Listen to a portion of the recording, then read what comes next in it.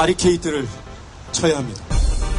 언론 양심의 역사를 이어갈 언론의 바리케이트를 칠 때다. YTN 해직 기자 노정면의 뉴스바.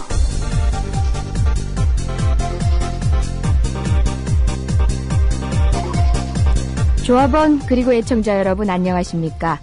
노정면의 뉴스바. 오늘도 국민TV 개국요원 선발을 위한 업무에 매진 중인 노정면 단장을 대신해 뉴스바를 진행하게 되는 이재정 변호사입니다. 여전히 목 상태가 좋지 않아 청취에 불편함을 드리게 될 것 같습니다. 먼저 양해를 부탁드립니다. 오늘 뉴스바가 준비한 메뉴입니다. 새누리당은 박정희 전 대통령의 전철을 밟지 말라고 경고한 양승주 민주당 최고위원과 대선 불복을 선언한 장하나 의원에 대한 의원직 제명안을 국회에 제출했습니다. 초선 의원인 김도읍 의원의 대표 발의로 새누리당 의원 155명 전원 명의로 제출한 건데요. 한겨레는 이를 두고 어제자 사설에서 실소를 금할 수 없는 일이다. 국회의원이 자신의 정치적 소신에 따라 대통령한테 쓴소리 좀 했다고 제명의 칼을 빼어든 것은 새누리당의 시대착오적 정신상태를 잘 보여주는 것이다 라면서 혹평을 했습니다. 뉴스의 중심이 된 또 다른 인물 양승주 최고위원을 이슈탐험에서 만나보겠습니다. 정부의 철도 민영화에 반대하는 철도공사의 총파업에 한국철도공사, 코레일 측이 초강경 대응을 하고 있습니다.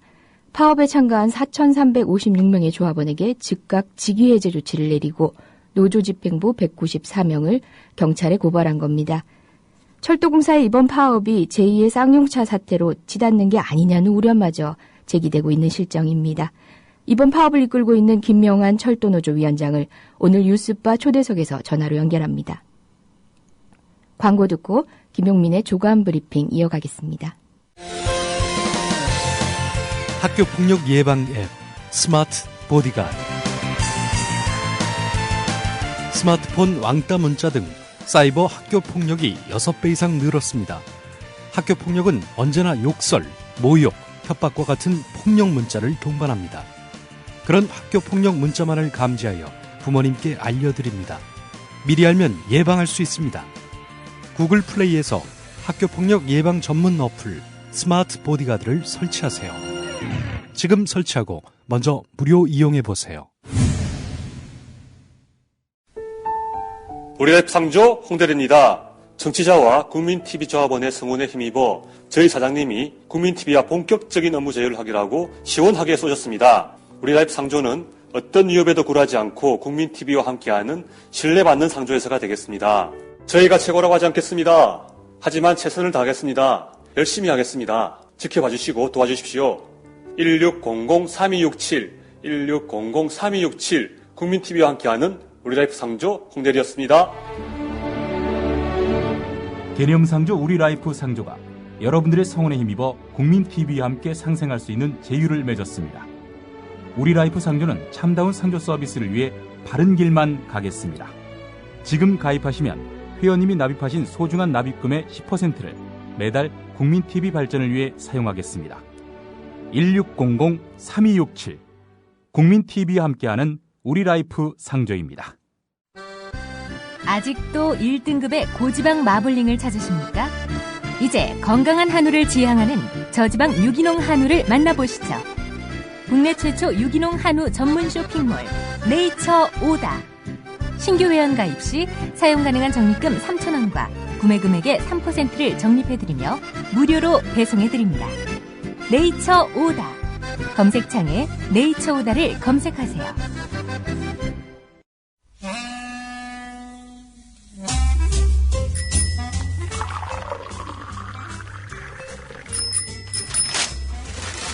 아침 신문 귀로 읽으세요. 김용민의 조간 브리핑. 12월 11일 수요일 오늘 아침 조간신문에는 어떤 기사가 실렸을까요? 김용민 PD와 함께 알아봅니다. 김 PD 어서 오세요. 네, 안녕하십니까. 예, 오늘 아침 어떤 기사부터 말씀 주실 건가요? 예, 경향신문의 오면 기사부터 한번 보겠습니다. 새누리당이 민주당 양승조 장하나 의원 제명안을 냈습니다. 과연 제명은 가능할까? 잘라 말해 불가능합니다. 네. 천지개벽이 이루어지더라도 이건 가능한 안이 아니다라는 겁니다. 일단 국회의원 제명은 헌법과 국회법에 명시가 되어 있는데요. 제명 등 징계 사유로는 국회법 155조의 청렴 의무 위반, 국회 윤리강령 위반 한 12가지가 열거되어 있는데요. 이 가운데서 새누리당은 두 의원의 제명 사유로 국회의원 품위 유지의 그 의무를 위반했다. 또 국회의원 윤리강령을 위반했다. 국회의원 윤리실천규범 위반을 했다. 뭐 이런 겁니다. 아니, 이분들이 무슨 욕을 했나요? 폭언을 했나요? 국회 윤리특위에 제출된 후에 이거는 이제 징계심사 소위로 이제 회부가 됐는데요. 징계심사 소위와 윤리특위 표결은 모두 무기명 비밀투표입니다. 과반수 출석이 과반수 찬성으로 의결되는데요. 여기서는 통과가 될 것 같습니다. 네. 왜냐하면 윤리특위 15명 가운데 새누리당 소속이 8명이거든요. 표 대결을 하면 게다가 또 비밀, 무기명이니 두 의원의 제명안은 가결될 가능성이 높습니다. 자, 하지만 그 다음이 이제 문제입니다. 야당은 만약에 가결될 경우 지난해 개정된 국회 선진화법에 따라서 제명안을 이견을 조정할 필요가 있는 안건으로 보고 안건조정위원회 구성을 요구할 수 있습니다. 그러니까 이런 식으로 통과됐다 하더라도 이게 본회의로 가기가 쉽지 않은 겁니다. 네. 사전 절차가 또 있는 거죠. 네, 그렇습니다. 네. 야당이 이의 제기를 하게 되면은 안건조정위원회 구성을 요구할 수 있는 거고, 자, 뭐 하여튼 여기서도 통과가 된다 한들 이제 본회의로 간다 한들 통과가 쉽지 않습니다. 국회의원 제명안이 통과되려면은 개헌 정족수와 마찬가지로 재적 의원 3분의 2 이상의 찬성이 필요합니다. 출석 의원이 아니라 재적 의원의 3분의 2 이상입니다. 네, 국회의원 총수의 3분의 1이라는 네, 그러면 얘기죠. 200명 뭐 넘어야 된다는 얘기죠. 네. 자, 그런데 새누리당 의원은 155명이고 친여당 성향 문대성 의원을 포함한 이런 친여 성향의 무소속 의원도 3명입니다. 합쳐서 158명. 자, 이 제명안을 통과시킬 정족수에는 턱없이 부족해서 가능성은 거의 없습니다. 민주당이 단체로 반대해도 이건 뭐 통과시킬 수가 없는 겁니다. 민주당 의석이 127석이기 때문입니다. 자, 그럼에도 불구하고 지금 새누리당이 되지도 않을 제명안을 밀어붙이는 것은 야당을 계속해서 압박해가지고 전국 주도권을 쥐는 동시에 크게 노하신 청와대의 어떤 분 그 심기를 헤아린 것으로 보여서 이건 참 어떤 성사를 위한 행동이라기보다는 이벤트에 가깝다 이렇게 경향신문은 평가하고 있습니다. 네. 자, 그런데 이런 식으로 밀어붙인 권력, 그런 권력이 말로가 좋은 적이 없었습니다. 헌정사상 국회의원이 제명된 사례는 유일하게 한 명인데 유신 말기인 1979년 당시 김영삼 신민당 총재가 유일합니다. 1979년 9월 16일 뉴욕타임스와의 인터뷰에서 김영삼 총재는 미국 정부는 박정희 정권에 대한 지지를 철회해라 이렇게 말했습니다. 당시 YH 사건이라고 해서 거기서 근무하던 여성 노동자들을 아주 정말 무도하게 폭행했던, 심지어 인분을 뿌렸던 그 사건 기억하시죠? 예. 김영삼 총재도 이 와중에 또 얻어맞기도 했는데 말이죠. 자, 그래서 이렇게 인권을 침해하고 탄압하는 박정희 정권에 대해서 미국이 지지하는 것은 온당치 않다라고 말을 했는데 당시 여당은 김영삼 총재 제명안을 제출해서 날치기 처리했습니다. 그래서 의원직을 잃었어요. 자, 이로 인해서 촉발된 것이 바로 부마 항쟁입니다.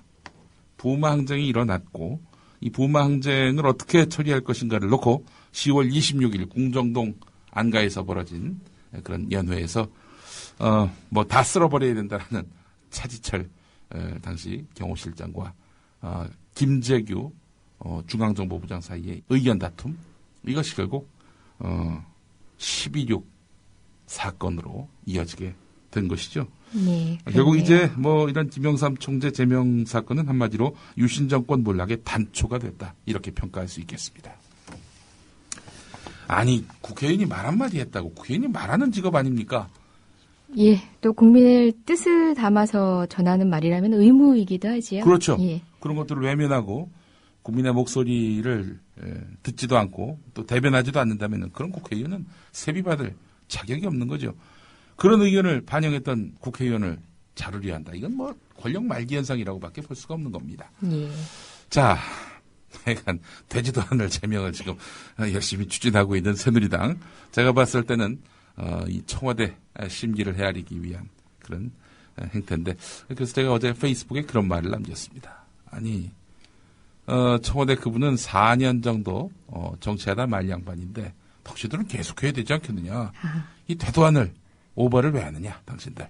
자, 그런 식으로 글을 남겼는데 왜 이렇게 걱정 어린 눈길로 저를 쳐다보십니까? 아닙니다. 일면은 설득력이 있는 발언인 것 같아서요. 수긍하고 있는 표정이었습니다. 그렇습니까? 예, 알겠습니다. 자, 경향신문 같은 면에 실린 기사를 보겠습니다. 자, 새누리당 윤상현 원내수석 부대표가 어제 이런 말을 했습니다. 대통령 저주하는 것으로 민주당이 퇴로를 찾는 것은 분명히 잘못된 것이다. 이렇게 말을 했는데, 이에 대해서 이제 경향신문 기자는 현 여당도 야당 시절 일일이 열거하기 힘들 만큼 대통령 인신공격을 반복한 전과가 있다. 대통령 공격은 지지층을 결속시키는 효과도 있지만 부메랑이 되기도 한다. 과거 대선 불복, 대통령 비하 발언을 되짚어보면은 지금 새누리당도 자유롭지 못하다. 이렇게 기사가 이어집니다. 그러면서 사례로 든 내용들을 보겠습니다. 노무현 대통령 때로 가보겠습니다. 대통령 공격이 거의 일상화됐던 때 아니었습니까? 뭐 당시 유시민 장관은 대통령 10기가 거의 레포츠가 됐다. 뭐 이렇게 탄식하기도 했는데 말이죠. 한나라당은, 그러니까 새누리당의 전신인 한나라당은 2002년 대선 직후에 전자개표 조작서를 제기하면서 선거 5일 만에 당선 무효 소송을 냈는데요. 재검표 결과 문제가 없다는 결론이 나왔죠. 뭐 일부만을 대상으로 해서 재검표한 건데, 당시 한나라당 서청원 대표는 죄송하다라고 사과한 바 있었는데요. 자, 최병렬 한나라당 대표는 2003년 7월 집권하고 불과 5개월 지난 시점이었습니다. 노무현 대통령을 가리켜서 과연 이 사람이 대한민국의 대통령인가? 나는 솔직히 인정하고 싶지 않은 심정이다. 이렇게 말을 했습니다. 올 7월에 김한길 대표가 과연 박근혜 이 사람이 대통령인가? 나는 솔직히 인정하고 싶지 않은 심정이다. 같은 워딩으로. 그런 말을 했다면 어떻게 됐을까요? 자, 그리고 그해 9월에 김무성 의원이 한나라당 의원들 모인 자리에서 이런 말을 했습니다. 노무현이를 대통령으로 지금까지 인정하지 않고 있다. 이렇게 말했습니다. 노무현 대통령도 아니고 노무현이를. 뭐 친구야, 지가? 이 내용은 잠시 후 뉴스의 재구성에서 그 육성을 생생하게 들어보실 수 있습니다. 예, 기대하겠습니다. 그리고 김병호 의원 홍보위원장이었는데요. 2003년 8월에 노무현 대통령을 개구리에 비유하면서 시도 때도 없이 짓거린다. 생긴 게 똑같다. 이런 말도 했었어요. 예. 그해 8월에 한나라당 의원 24명은 그해 8월이 아니죠. 2004년 8월입니다. 이 시점이 좀 잘못 나왔는데요. 또 사진 기사하고 이 본문 기사가 서로 호응이 되지 않고 있습니다만 2004년 8월에 한나라당 의원 24명은 연극 환생경제에서 노무현 대통령을 빗댄 극중인물 노가리를 향해서 6XX놈, 개X놈 이런 원색적인 욕설을 퍼부었습니다. 당시 박근혜 대표는 객석 앞자리에서 박장대소하고 박수를 치면서 연극을 지켜봤습니다. 이거는 대선 불복 정도가 아니라 이건 거의 뭐 형사법적으로 규정되고 있는 모욕죄 범주 안에 든다고도 볼 수 있죠. 제가 모욕죄로 재판정에 서봐서 아는데 이거 충분히 걸립니다. 이 판사들은 딴 거 안 봐요. 이게 진짜 욕인지 아닌지 이것만 보더라고 보니까. 저간의 맥락은 잘 안 보는 측면도 있던데. 이 노무현 대통령이 이런 거 그냥 넘어갔습니다. 왜냐하면은 야당 의원을 포함해서 국민들이 대통령을 욕하는 것은 주권자로서 권리다. 대통령이 그렇게 욕을 먹음으로써 국민들의 어떤 그 스트레스가 풀린다면은 기꺼이 욕을 먹겠다. 이런 말을 했습니다. 이게 정상 아닙니까? 예, 그렇습니다. 뭐 특별히 박수 받을 일도 아니고요. 이게 정상입니다. 자, 이제 좀 반성을 하고 문재인 후보가 만약에 당선이 된 이후에도 그때는 좀 새누리당이 달라질까? 뭐 그런 기대는 일찍부터 접게 만드는 사건이 있었으니 지난해 대선 날인 12월 19일 당시에 새누리당 선대위 공보단장이던 이정현 현 청와대 홍보수석 이런 말을 했습니다. 설령 문재인 후보가 당선되더라도 당선 무효 투쟁을 할 수밖에 없다. 이렇게 선거 불복 발언을 했습니다. 장하나 의원의 발언과 유사해 보이는 발언인데요. 예. 직권만 바뀌었더라면 네. 또 윤리위에 제소가 되고 제명이 됐을 발언인지 의문입니다. 네, 글쎄 말입니다. 그래요. 자기들은 해도 되는 발언이고 남은 해서도 안 될 발언이다. 또 자기들만 집권해야 하고 노무현 대통령을 포함한 야당 인사들은 대통령이 되면 안 된다.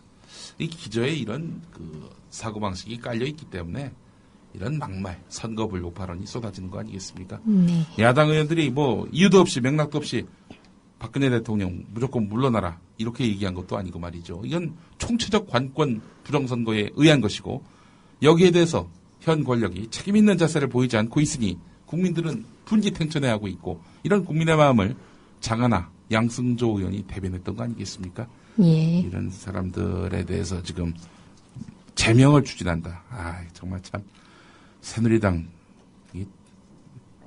스스로 희화화하고 있습니다. 스스로를. 조선일보 일면을 보니까 최동욱 전 검찰총장이 등장합니다. 최동욱 전 검찰총장이 조선일보 보도 전후로 이틀 동안 제3자인 지인을 통해서 임모 씨와 집중적으로 연락을 주고받은 사실이 밝혀졌다는 내용입니다. 임모 씨가 최동욱 전 총장 명예를 훼손했다는 시민단체 고발 사건을 수사하고 있는 서울중앙지검 형사 6부, 형사 6부가 코스닥 기업 회사의 이모 부사장을 9월 5일부터 6일 이 이틀 동안에 최동욱 전 총장과 20여 차례 통화를 했고 혼외 관계자로 알려진 임모 씨와 또 여러 차례 통화한 사실을 확인해서 수사 중이라는 것이죠. 그러니까 이제 이런 겁니다. 이분을 통해서 최동욱 전 총장이 임 씨와 연락을 취했고 말을 맞추면서 결국 혼외 자식 문제를 은폐하려 했던 것 아니냐 이런 것들에 대해서 검찰이 확인하고 있다라는 건데요. 그러니까 이제 혼외 자식은 분명히 있는데, 네. 혼외 자식은 분명히 있는데 이 문제가 이제 조선일보에 보도될 것이 확실시되니까 그 여성과 입을 맞추려 했다는 거죠. 말을 맞추려 했다는 거죠. 이게 바로 조선일보의 의혹입니다. 자, 이런 의혹, 설득력은 있습니다. 그러나 이 의혹 못지않게 최동욱 전 총장 혼외 아들로 지목된 최모군의 정보, 조선일보가 이걸 어떻게 확보했는지 이 부분에 대해서도 조선일보는 응당히 밝혀야 할 것입니다. 지금 자기들이 지금 의혹의 도마 위에 오른 상태인데 말이죠. 지난번에 또 사설을 통해서 그랬지 않습니까? 이거는 빨리 밝혀야 된다고 진상을. 아니 쥐들이 그 정보를 어떻게 얻어가지고 보도했는지 이건 밝히지 않고 자꾸 이걸 은폐하면 안 된다, 감추면 안 된다 이런 식으로 나오고 있단 말이죠. 이런 유체이탈식의 책임 전가 그만하고 조선일보도 그 정보 어떻게 얻었는지 명명백백하게 밝혀야 합니다. 이 상황과 관련해서는 혼외자 아들로 지목된 아들의 개인정보가 결국은 청와대 관련자에 의해서 확보되는 정황들이 드러나지 않았습니까? 예. 그 부분에 있어서는 조선일보가 어떤 보도 태도를 취했는지 무척 궁금합니다. 네. 조선일보의 부국장인 김창균 씨가 쓴 칼럼에 의하면 이건 고공전이 아니다. 그러니까 조선일보의 고위직과 정권의 고위직이 만나가지고 정보를 주고받은 게 아니라 네. 일선 기자들이 발로 뛰어서 보병전을 해서 얻어낸 정보다 그러는데 아니 일선 기자들이 제 아무리 출중하고 탁월해도 그 개인정보를 어떻게 얻어 그걸 관여도움 없이 이거는 합법적으로 취득하기 어려운 정보니까요. 그거 어떻게 그걸 알 수 있어요 그거를 조선일보가 이걸 밝히지 못한다면은 이런 기사 자체도 그냥 비웃음거리가 될 수밖에 없습니다. 그렇습니다. 경향신문 일면 기사를 보니까 말이죠. 정부가 2035년까지 원자력 발전 비중을 29%로 끌어올리기로 했다는 내용이 나와 있습니다. 산업통상자원부가 이 같은 내용을 담은 제2차 국가에너지 기본계획안을 국회 산업통상자원위원회에 보고를 했는데요. 29%가 많은 거냐 적은 거냐 이걸 좀 설명을 드려야 되겠죠. 이명박 정부가 목표했던 것은 41%입니다. 아주 온 나라를 원전 천지로 만들려 했던 MB 정권 아닙니까? 그보다는 낮아요. 하지만 현재의 원전 비중은 26.4%입니다. 지금도 이 노후 원전 또 원전 부품의 이 부실 이런 걸로 인해서 야 우리가 지금 이거 완전히 그야말로 암덩어리를 안고 사는 것 아니냐 이런 우려의 목소리들이 퍼지고 있는 양상인데 여기서 원전 비중을 더 올린다는 거예요. 한 3%. 이거는 정말 아닌 것입니다. 정부가 원전 비중을 축소하고 있는 세계적 흐름에 역행한다. 이런 비판이 가능한 되는 겁니다. 네, 수서발 KTX 자회사 법인을 설립하기로 코레일 이사회가 이제 의결을 했죠. 이 자체는 뭐 당장 민영화를 하겠다 이런 건 아닙니다. 그러나 민영화를 위한 사전 포석 아니냐 이런 의구심은 커질 수밖에 없습니다. 우선 이 기사부터 보겠습니다. 한겨레 6면 기사인데요. 수서발 KTX 분리 이렇게 되면 코레일은 한 해 1,417억 원 순손실 본다. 이런 내용입니다. 자, 자회사를 설립하는 것이 결국에는 본사의 부담을 줄이고 경영 효율화를 꾀한다는 거 아니에요? 자, 그렇다면은 회사의 이익이 되는 방향으로 이 자회사 설립안이 만들어져야 마땅한 것인데 신규 업체가 수서발 KTX를 운영할 경우 코레일이 한 해 1,417억 원의 순손실을 감소해야 하는 것으로 추산됐습니다. 자, 코레일의 기존 KTX 매출이 매년 5천억 남짓 줄어드는 데다 신규 업체를 통해 얻을 수 있는 순수익 증가분은 연간 119억 원에 불과하기 때문입니다. 갑자기 인구가 폭증해가지고 그들이 단체로 KTX를 이용하지 않는 이상 이 수수는 피할 수 없는 그런 길이라는 겁니다. 결국 이런 그 자회사 설립안은 코레일의 그 큰 손해로 이어질 수밖에 없다는 겁니다. 자, 이런 내용들이 결국은 이사회에 보고된 문건에 기재된 거지요? 그렇습니다. 이런 걸 다 정보를 판단을 하고서도 네. 이사회가 결국은 수서발 KTX 분리를 감행 결의를 한 거네요. 아니, 그러니까 이사들이 이런 판단을 했겠습니까? 제정신이라면 이런 손해보는 일을 왜 택해요? 이래서 얻을 수 있는 그 손해를 봐도 결국에는 나중에 큰 이익을 도모할 수 있는 거라면은 뭐 결정할 수 있을 거라고 봅니다. 그러나 지금 이게 손해밖에는 안 볼 길인데 왜 이 길을 택했냐 이거예요. 이게 위에서 뭘 내리찌르지 않고서야 불가능한 일 아니겠습니까? 예, 그 내용이 보고된 같은 문건에서는 결국은 정부의 강권에 못 이겨서 울며 겨자 먹기로 신규업체 설립한 거 아니냐 그런 정황이 읽히는 부분도 있다고 전해져 오기도 하네요. 예. 예. 자, 결국에는 뭐 KTX 코레일의 경영에 있어서 경쟁이 필요하다. 경쟁 도입이 절실하다라는 그런 뭐 어떤 그 큰 밑그림 속에서 이루어진 조치인 것 같은데 말이죠. 자, 지금 그 코레일 사장이 최연혜 씨입니다. 이분은 지난해 1월에는 고속철도의 민간 참여로 경쟁을 도입하는 것은 자가당착이다. 이렇게 정반대 주장을 한 것으로 드러났습니다. 지난해 1월 31일자 조선일보 31면을 보면은 전 한국철도대학 총장 직책으로 기고한 최연혜 사장의 칼럼이 있습니다. 국익에 역행하는 고속철도 민간 개방 이런 글인데 최근 국토해양부는 고속철도 민간 개방 정책을 발표했다. 그 이유가 경쟁체제 도입에 있다는데 이는 철도 그리고 교통산업의 특성을 잘못 이해한 것이다. 철도공사와 광역버스 등이 추절 경쟁을 한다면 국민 편의와 국가 경제는 파탄에 이를 것이다. 국가기관 교통망인 고속철도에 민간 참여라는 극단적인 방법까지 동원해서 경쟁을 도입하는 것은 자가당착이다. 그러면서 안전에 대한 우려도 지적을 했습니다. 복잡한 기계와 설비, 여러 사람의 손발이 완벽하게 맞아야 안전이 담보되는 철도의 특성상 운영기관의 다원화는 사고의 위험을 키운다. 철도공사의 유일한 수익사업인 고속철도 운영권을 장차 서울역 몇 배의 성장 잠재력을 갖춘 수서역을 특정 민간기업에 주는 것은 특혜다. 이렇게 밝히기도 했습니다. 철도노조의 그 주장과 별로 다를 것이 없습니다.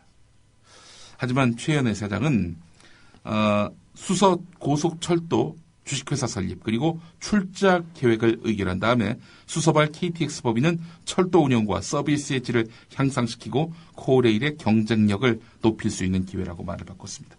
경쟁은 안 된다면서 경쟁력을 높여야 된다. 이게 사장이 되기 전과 된 이후의 차이입니다. 네. 사장이 되기 전과 이후에 말이 달라지는 이런 분 신뢰할 수 있을까요? 예. 자, 그렇다면은 KTX 자회사 법인 설립이 어떻게 민영화로 이어질 수 있겠는가?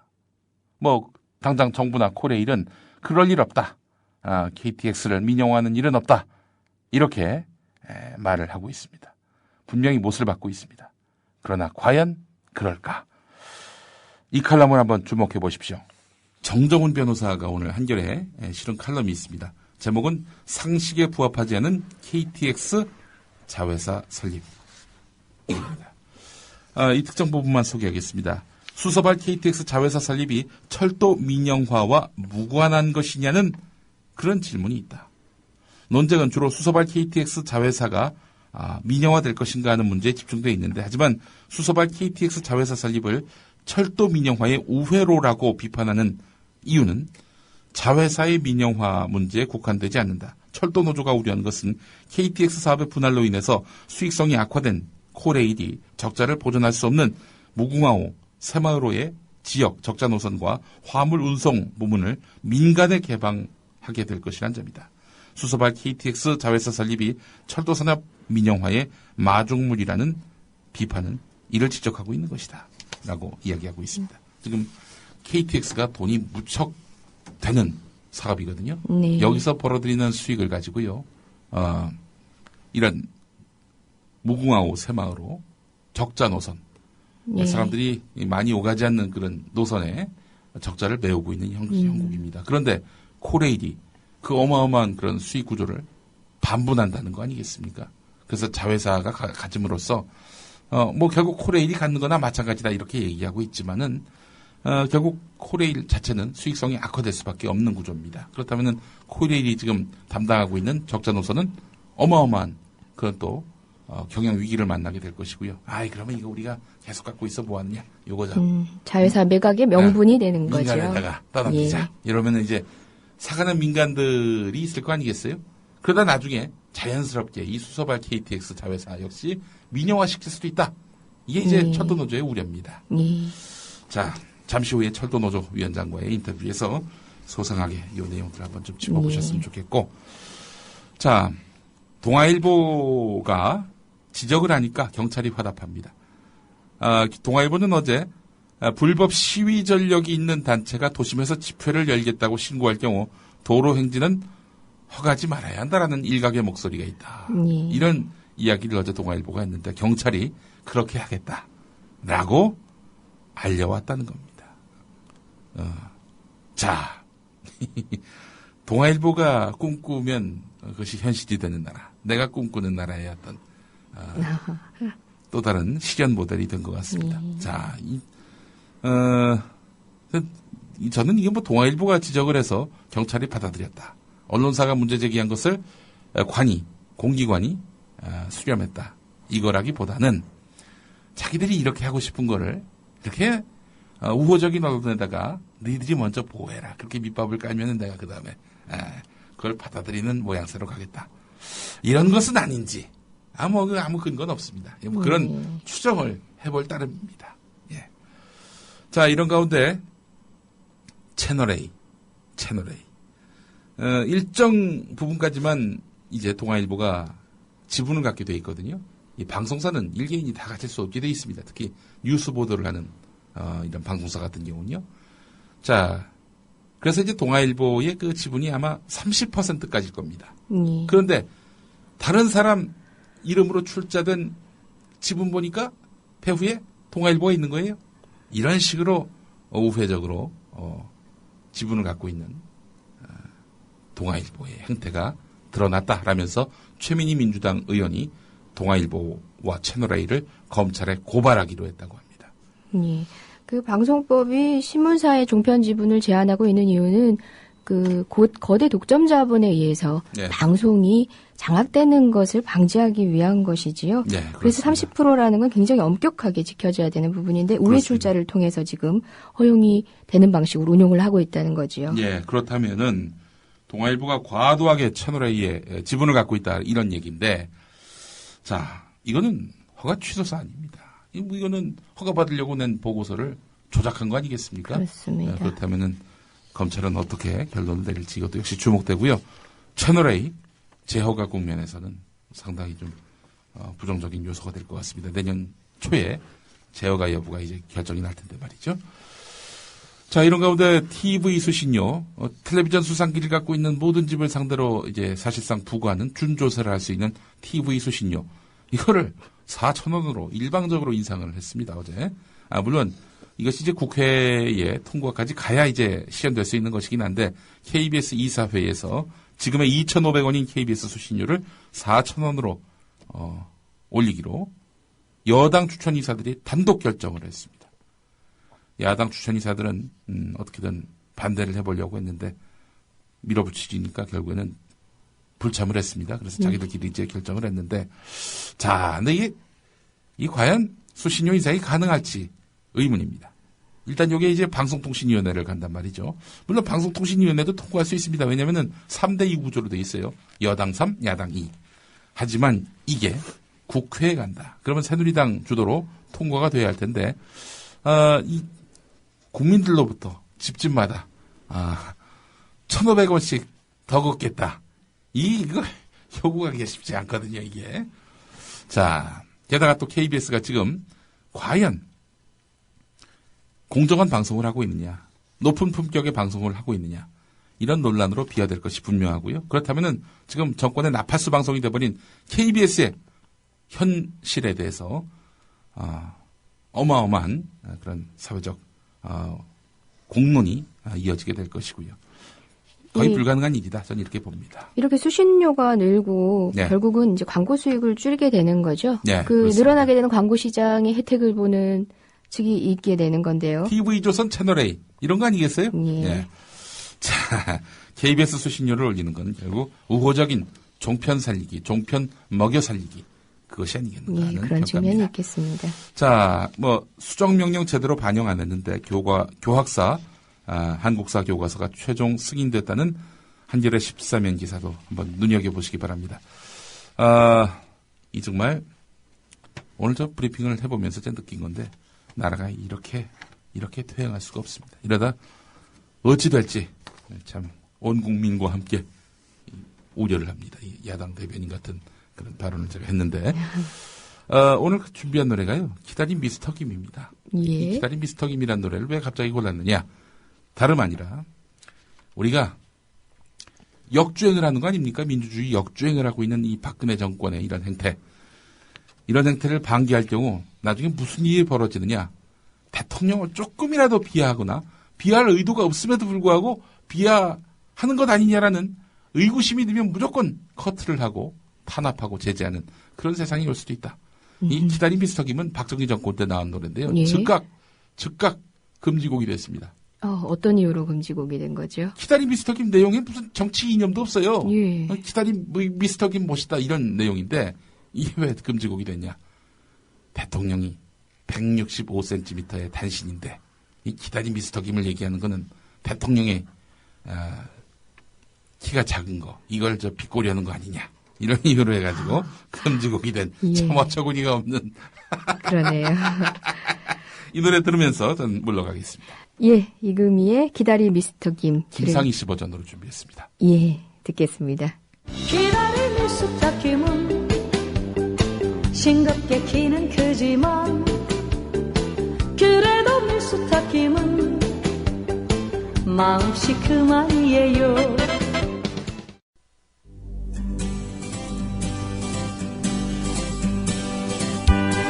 막간 퀴즈입니다.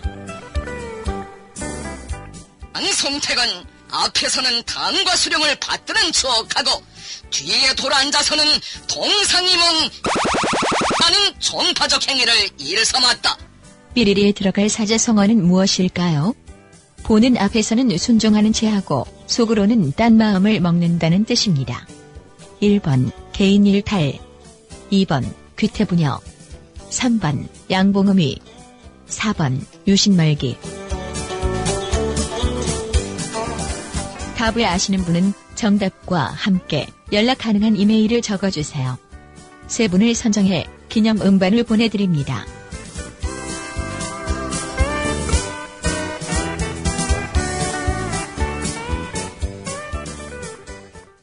돌발 영상을 보실 때마다 그 뒤에 숨은 제작자가 궁금하지는 않으셨습니까? 돌발 영상 노종면 PD. 자, 국보 1호 숭례문의 붕괴 가능성이 시간이 갈수록 더 커지고 있습니다. 현장 상황을 좀 정리를 해주셔야겠어요. 네, 그렇습니다. 안녕하십니까. 뉴스타파 앵커 노종면입니다. 3년 5개월 만에 스튜디오 아닌 스튜디오에 앉아 카메라를 바라봅니다.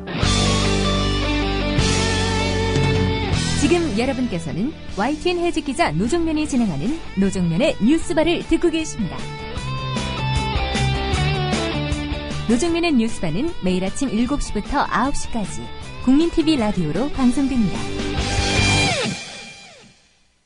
신동원 조합원 신청 광고입니다. 고혈압, 동맥 경화 등 윤리와 소금을 많이 먹는 폴란드인의 각종 성인병 극복을 위해서 폴란드 정부가 국책사업으로 지정한 신비의 열매 아로니아. 건강한 변화를 원하신다면 평산네이처 아로니아 진. 이제 대한민국의 건강을 책임집니다. 검색창에 평산네이처를 검색하세요. 문의는 1661-2087 1661-2087. 자기야, 올 연말엔 어디로 놀러 갈까? 아, 난 계속 회사 나가야 돼. 연말정산해야지, 결산해야지, 법인세까지. 미리 교육받을 방법은 없을까? 더존 이러닝 있잖아. 더존 이러닝? 더존에서 이러닝 돼? 그럼 난 벌써 연말정산 과정 신청했지. 연말에 쏟아지는 재경 전문가들의 바쁜 업무들. 대한민국 기업 정보화를 선도하는 더존 IT그룹의 공식 교육기관 더존 이러닝에서 해결하세요. 검색창에 더존 이러닝을 검색하세요. 상담 전화는 02-890-5999 02-890-5999. Images showing 那些鱼当前序列중 국제뉴스 한반도 정세를 한눈에 황준호의 월드리뷰. 간밤에 한반도와 지구촌에는 어떤 일이 있었을까요? 국제뉴스 전문 캐스터 황준호 기자와 함께 살펴봅니다. 오늘도 나와 계십니다. 황준호 기자. 안녕하십니까? 예. 예. 눈 오는데 고생이 많으시죠? 예. 예, 모두들 고생하는 오늘 아침인 것 같습니다. 먼저 넬슨 만델라 전 남아공 대통령의 장례식 얘기부터 해볼까요? 남아공 요하네스버그의 FMB 주경기장에서 어제 정오부터 장례식이 열렸습니다. 비가 오는 와중에도 9만 5천 관중석이 꽉 찼고 91명의 외국 정상들 그리고 10명의 전직 정상을 비롯해서 수많은 명사들이 참석했습니다. 만델라가 인종이나 종교, 이념 같은 거에 차별이 없는 세상을 꿈꿨듯이 여러 인종들이 어우러졌고요. 또 종교의식 같은 경우도 유대교, 힌두교, 이슬람교, 기독교 지도자들이 차례로 했습니다.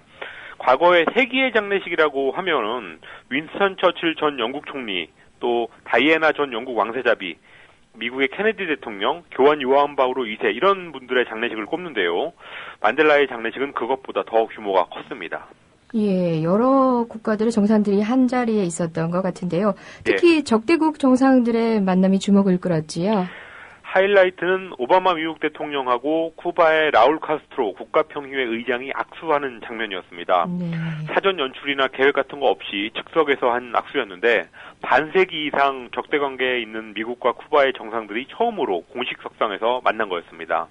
또 핵개발 문제로 갈등을 빚었던 이란의 로하니 대통령도 서방 정상들하고 얼굴을 마주했고요.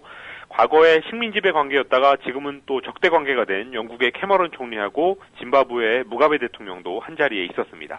예, 넬슨 만델라 하면은 화합의 지도자 아니겠습니까? 예. 결국 세상을 떠나면서도 화합을 실천한 셈이네요. 그렇습니다. 오바마 대통령하고 카스트로가 악수하는 장면을 보고 제가 떠오른 게 있었는데요. 2009년에 김대중 대통령 서거 때 일입니다. 제가 그때 임동원 전 통일부 장관하고 그 빈소 옆방에서 인터뷰를 했었는데 북한의 조문단 파견을 가지고 이런 말을 했었습니다.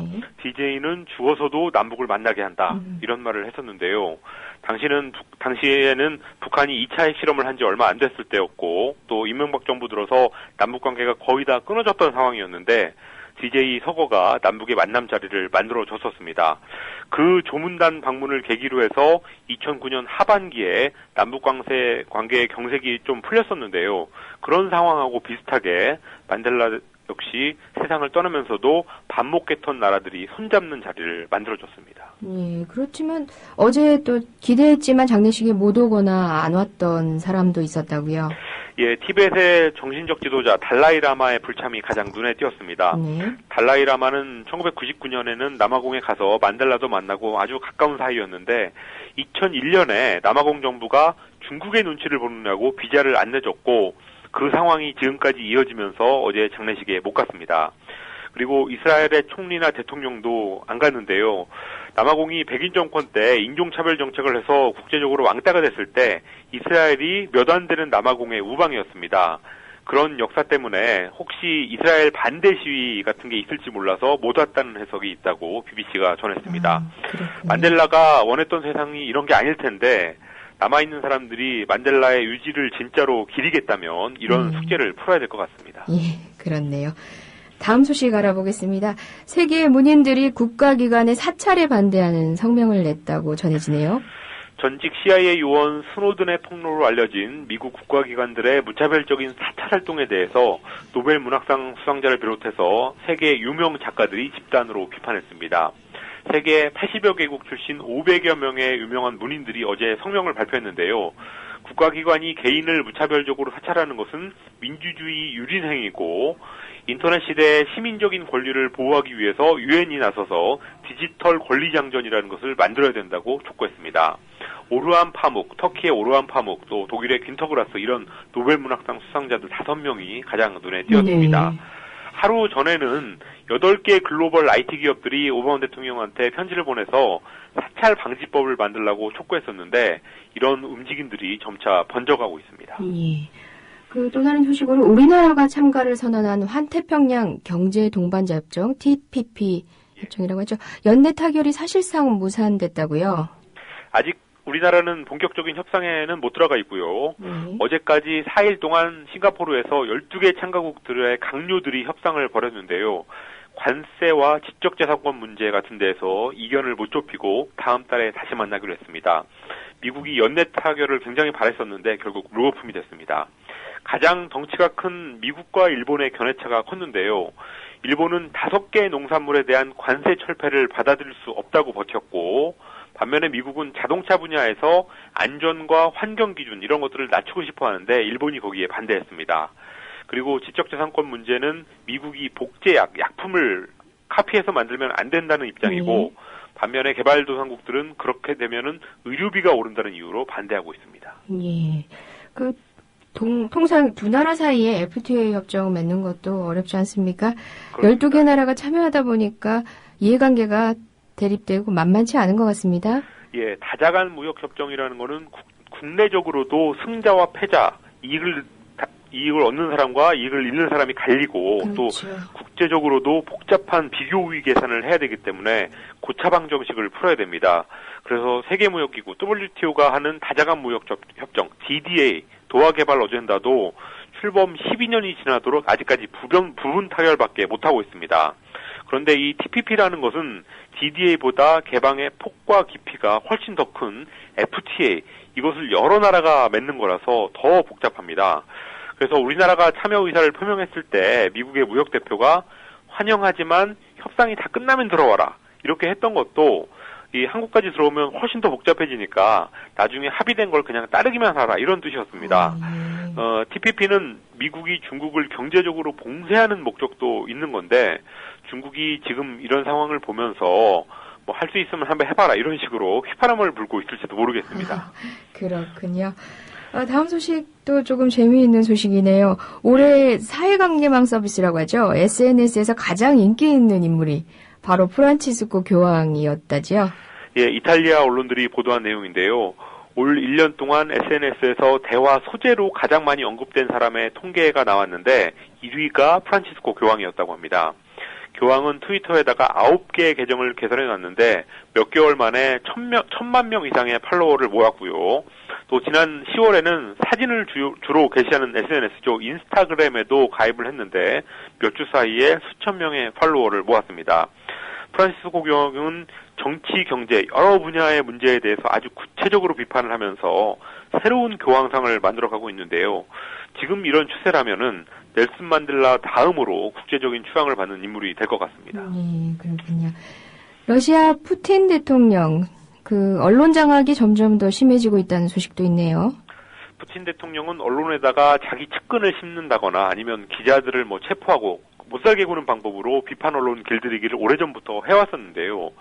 그저께 국영통신사 리아 노보스티하고 또 러시아의 소리 라디오 방송을 해체한다는 포고령을 내리면서 정점을 찍었습니다. 70년 역사의 리아 노보스티 통신이 간판을 내린 게 가장 충격적인데요. 그 조직을 기반으로 해서 새로운 통신사인 라시아 15드냐, 이게 러시아 투데이, 영어로 하면 러시아 투데이인데 이런 언론사를 설립하기로 했습니다.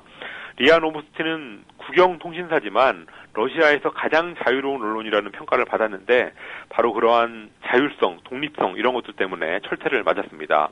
푸틴은 새 통신사는 국가 정책과 사회 활동의 다양한 측면을 홍보하는 데 있다라는 말을 했습니다. 예, 명분인 것 같은데 그렇지만 의도가 너무 뻔하게 드러나 보이는데요. 그렇습니다. 이 새로운 통신사의 사장으로 선임된 인물을 봐도 푸틴의 의도를 알 수 있는데요.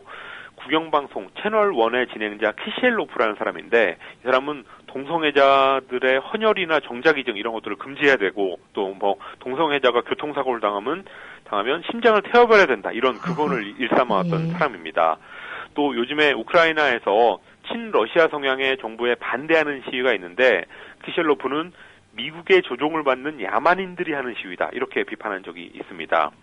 그래서 리아 노보스티는 자사의 폐지를 전하는 기사에서 이미 미디어 부분이 심각하게 규제를 받고 있는 상황인데 더 강도 높은 국가 통제가 이루어질 것임을 보여준다 이렇게 지적했습니다.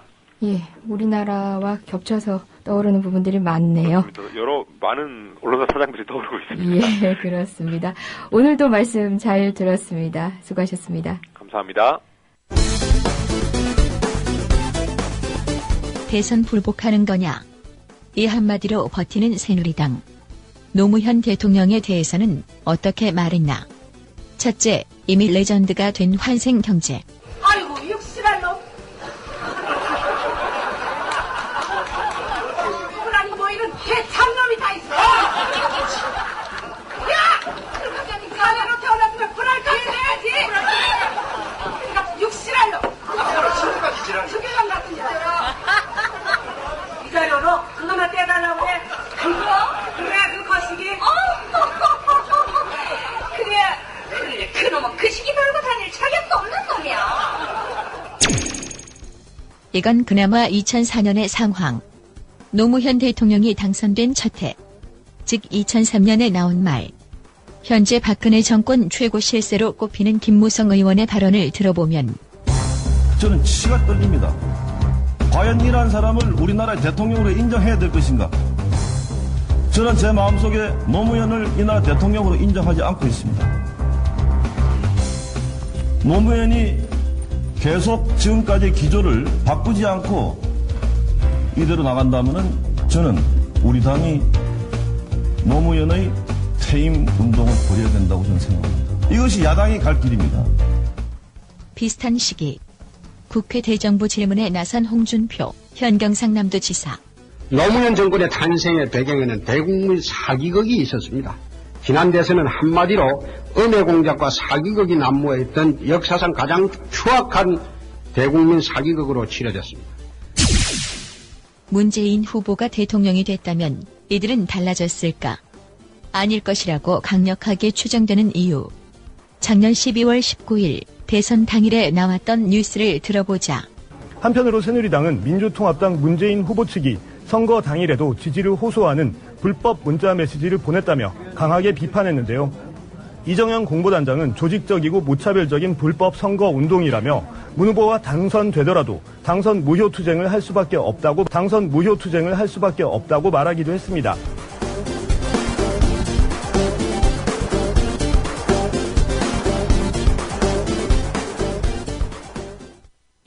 노종면의 뉴스바와 함께하고 계신 지금 시각은 7시 49분입니다. 이 시각 간추린 뉴스입니다. 현재 경기 북부 대부분 지역에 대설주의보가 발효 중인 가운데 서울과 경기도 일대에 내리고 있는 눈의 양도 더 많아질 것으로 예상됩니다. 예상 적설량은 강원 영서와 충북 북부 지역이 2에서 7cm, 서울을 비롯한 그 밖의 중부와 전북 지역은 1에서 5cm입니다. 새누리당이 민주당 장하나 의원과 양승조 의원에 대한 의원직 제명안을 어제 국회에 제출했습니다. 새누리당은 장 의원의 대통령 잦은 사퇴 발언과 양 의원의 선친 전철 발언에 반발해 국가정보원 개혁특위에 불참했습니다. 민주당은 발언의 진위를 왜곡하고 있다며 도를 넘은 정치 공세라고 맞섰습니다. 이정현 청와대 홍보수석이 지난해 12월 대선 불복에 대한 발언을 했던 것으로 알려졌습니다. 당시 새누리당 선대위 공보단장이던 이 수석은 대선 날이던 12월 19일 박근혜 후보가 질 것 같다는 관측이 나오자 기자회견을 열고 문재인 명의의 불법 선거운동 문자가 전국적으로 뿌려지고 있다며 설령 문재인 후보가 당선되더라도 당선 무효 투쟁을 할 수밖에 없다고 말한 것으로 알려졌습니다. 표창원 전 경찰대 교수가 자신의 SNS를 통해 박근혜와 새누리당은 나라 운영을 못하겠으면 사죄하고 내려오라고 비판했습니다. 표 전 교수는 청와대가 민주당 장하나 의원과 양승조 의원을 비난한 데 대해 야당 의원 발언에 국정과 국회 일정을 중단시키느냐며 야당을 비판했습니다. 한국방송 여당 추천 이사들이 수신료 인상안을 강행 처리했습니다. 현재 월 2,500원인 수신료를 4,000원으로 올리는 인상안은 시민사회의 반발이 있었지만 야당 추천 이사 4명이 불참한 가운데 이기령 한국방송 이사장 등 여당 추천 이사 7명이 확정했습니다. 수신료 인상안은 방송통신위원회 의결을 거쳐 국회로 보내질 예정입니다. 지금까지 이 시각 간추린 뉴스 아나운서 김희주였습니다. 국민TV가 충청도 대전으로 달려가요.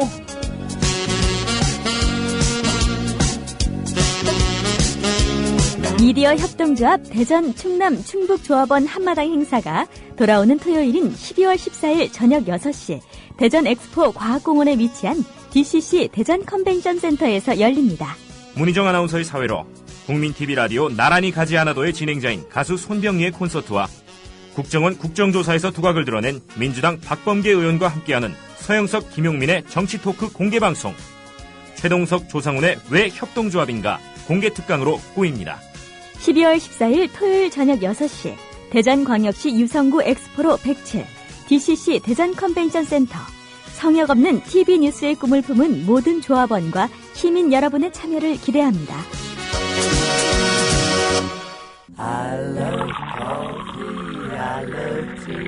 500원으로 즐기는 나만의 커피. 원두 쇼핑몰 헝그리 커피.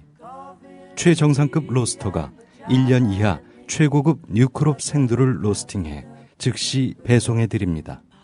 대량 구매 시 가격이 할인됩니다. 검색창에 헝그리 커피를 검색하세요. 헝그리커피.com. 헝그리 커피에서 원두를 구매하시는 분들께는 차량용 국민TV 스티커 2매를 함께 보내드립니다. 남성 여러분, 값비싼 옷을 입어도 폼이 안 나고 운동할 시간은 없으시다고요? 늘어진 뱃살과 튀어나온 가슴살 때문에 고민이십니까? 입는 순간 경험하시게 될 서프라이즈! 바디뷰 프리미엄은 고가의 스포츠웨어에 쓰이는 아쿠아엑스 원사를 사용, 최첨단 공법으로 탁월한 보정력과 신축성, 가공할 흡수력을 겸비했습니다. 우와, 정말 신기해요. 늘어진 가슴이 근육처럼 탄탄해지고 올챙이 같았던 뱃살도 올라보게 들어간대요. 바디뷰 대단합니다. 입는 순간 몸짱이 되는 남자 보정 속옷 바디뷰. 포털 검색창에 바디뷰를 검색해보세요. 구매하실 때 배송 메시지에 국민TV라고 적어주시면 고가의 사은품을 드립니다.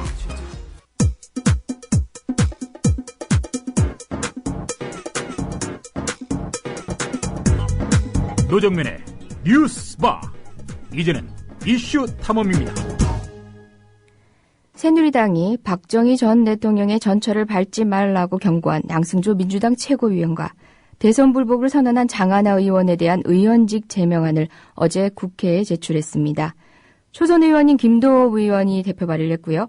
새누리당 의원 전원이 제명안을 명의해서 제출한 건데요. 한겨레는 이를 들고 어제자 사설에서 실소를 금할 수 없는 일이다. 국회의원이 자신의 정치적 소신에 따라 대통령한테 쓴소리 좀 했다고 의원직 제명에 칼을 빼어든 것은 시대착오적인 정신상태, 새누리당을 잘 보여주는 것이다. 이렇게 혹평을 했습니다. 뉴스의 중심이 된 양승조 최고위원을 만나보겠습니다. 양승조 최고위원님 안녕하십니까? 예, 안녕하십니까? 예. 네, 양승조 의원입니다. 예, 네. 여러 공세에 시달리고 계신 줄 알고 있습니다. 안녕하십니다라는 인사가 조금 겸연쩍기도 합니다. 예. 네, 그렇습니다. 안녕하진 못하고요. 예. 말씀하신 발언에 대해서 이정현 청와대 정무수석은 암살이니 또는 언어살인 운운하면서 강도 높게 비난을 했고 또 새누리당은 의원직 제명으로 호응까지 하지 않았습니까? 먼저 네네. 그 발언을 암살 운운으로 해석하는 시각에 대해서 어떻게 생각하고 계신가요? 예, 그 발언에 대해서 왜곡하고 침수 봉쇄하는 것이 너무 지나치다. 왜곡과 침수 봉쇄의 극치라고 보여지고요. 네. 예, 제가 말씀드린 것은 대한민국 상황의 총체적 난국이라는 겁니다. 예. 예, 국정원의 대선 개입 문제 아니면 또 종북몰이 문제로 해서 여러 가지 신부님들, 목사님들, 또 스님들 여러 가지 분야에서 각 분야에서 이런 시국에 대해서 규탄하고 그런 분위기가 있지 않습니까? 또 실제 상황이 그렇고요. 그래서 이런 총체적 난국 상황을 해결할 수 있는 유일한 분이 박근혜 대통령이다. 네. 그래서 오만과 불통, 독선을 벗어 던지고 국민 곁에 들어와서 이런 총체적 난국을 해결해 주십사. 그걸 충정해서 드린 말씀이 제 발언의 진의다. 예. 그렇게 말씀드리고자 합니다. 예, 그럼 암살 운운으로 해석하는 것은 전체 취지를 왜곡하는 거다. 그런 말씀이신 거지요? 왜곡 정도가 아니고요. 이건 예. 엄청난 조장이죠. 예. 왜냐하면 암살운이라는 자체가 그런 용어는 있었지만 그것이 어떤 박근혜 대통령에 대한 암살을 조장했다는 것은 정말 해도 너무한 지나친 예. 이야기고 과장이고요. 그거야말로 저에 대한 언어살인이고 인격이란 심한 인간으로서 금도를 넘는 비판이라고 봅니다. 예. 예. 청와대 정무수석 이정현 수석이 그제 오전 브리핑에서 그건 망언 이상이다 이런 식으로 역정을 내고 난 뒤에 반나절이 지난 6시 다 돼서야 다시 또 20여 분간 격정적인 브리핑을 했다고 하는데요. 그 반나절의 텀을 두고 다시 발끈한 이유가 한간에서는 윗선에서 보다 강력한 대응을 주문했던 것이 아니냐라는 얘기도 있습니다. 어떻게 보십니까? 글쎄, 속사정은 제가 모르겠습니다만은, 여한 제가 발언한 내용이 한 2분짜리가 안 되거든요. 예. 2분짜리 전문을 자세히 읽어보면, 우리가 그 발언의 진위가 전혀 그렇지 않다는 걸 알 수 있고요. 예. 또 그렇게 격정적으로 청와대 정보 공보 수석이란 분이 예. 국민에 대해서 이렇게 격정적으로 쏟아내는 모습에 대해서 국민이 어떻게 생각할까? 저는 저 국회의원은 저 자신에 대한 겁박이고 협박일 뿐만 아니라요. 또 국민에 대한 겁박이다. 또 국회의원들 입에 재갈을 물리는 행태로 해서 우리 박근혜 대통령에 대해서 더 이상 비판하지 마라. 이런 경고 메시지를 던졌다고 생각합니다. 그러면서 망언은 지가 한 게 망언이 아니고 우리 이정현 홍보수석의 말씀, 태도 이것이야말로 망언에 가까운 발언이었다. 저는 그렇게 판단합니다. 예, 알겠습니다.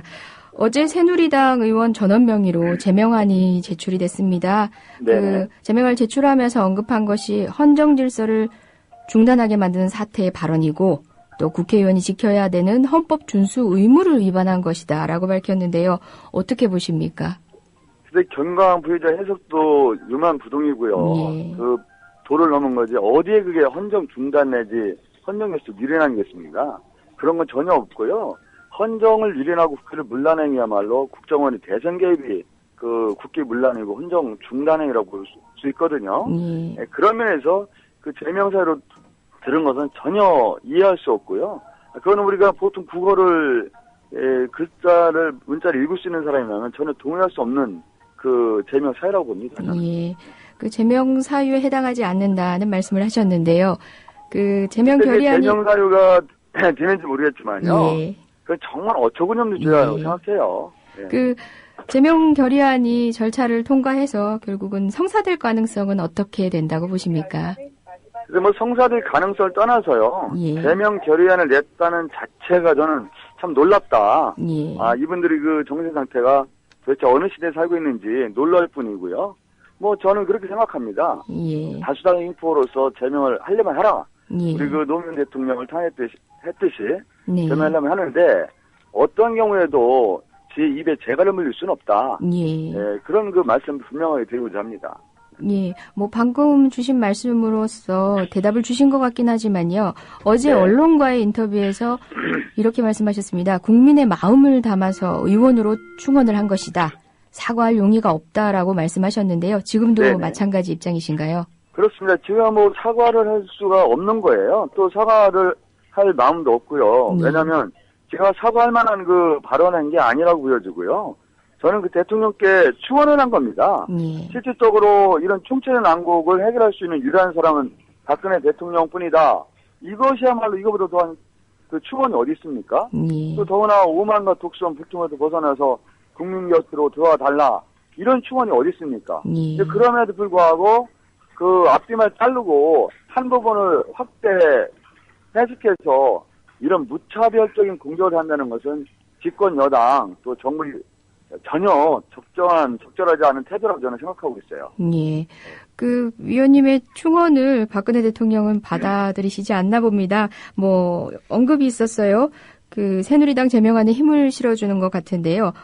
바로 어제 지금 국론 분열과 갈등을 부추기고 도를 넘는 과격한 발언을 하는 것은 결코 국가와 국민을 위한 것이 아니라 정쟁을 위한 것이다. 국민께서 알아서 잘 판단할 것으로 생각한다라고 발언을 했습니다. 많은 언론은 양승조 최고위원을 겨냥했다고 보고 있습니다. 어떻게 보세요? 저를 직접 겨냥하셨는지는 모르는 말씀이신데요. 이런 정쟁을 유발할 이유가 전혀 없고요. 현재 만약 국론이 분열되고 정쟁의 소용돌이 속에 있다면 저는 그 가장 커다란 중심이 박근혜 대통령님에게 있다고 생각합니다. 국정원의 대선 개입 문제라든지 여러 가지 현안에 대해서 대통령께서 말씀을 안 하시는 거란 말이죠. 그건 국정의 최고 책임자로서의 저는 적정한 자세라고 볼 수 없고요. 제가 한 발언이 뭐 정쟁을 유발한다든가 국민 분열을 했다보다는 오히려 대통령님께서 지금 하시는 게 오히려 국론을 분열시키고 어떤 국민과 대립과 갈등을 유발시키는 거라고 저는 생각합니다. 예. 그 민주당 내 분위기에 대해서 조금 여쭤보겠습니다. 네네네. 그 김한길 대표는 당과 이해가 배치되는 언행에 대해서 단호하게 임할 것이다라고 내부 단속에 나섰다라고 보여지고 있는데요. 네네. 인터넷 여론이 뭐 상당히 뜨겁습니다. 김한길 대표의 발언 어떻게 봐야 할까요? 김한길 대표님 말씀이 진행은 이럴 겁니다. 당이 여러 가지 어려운 상황에서 개인적 발언이 당 전체에 영향을 주는 발언은 좀 삼가해라. 이럴수록 내부적으로 단결하고 또 화합하고 단결해서 함께 가야 된다. 이런 취지일 텐데요. 김한길 대표님 말씀은 저는 진위는 적정한 발언이라고 보여주고요. 특히 뭐 제가 한 발언에 대해 직접적으로 그 말씀을 질책하고자 하신 말씀이라고 저는 생각하지는 않습니다. 네. 직접적인 질책으로는 보고 있지 않다. 그런 말씀이시군요.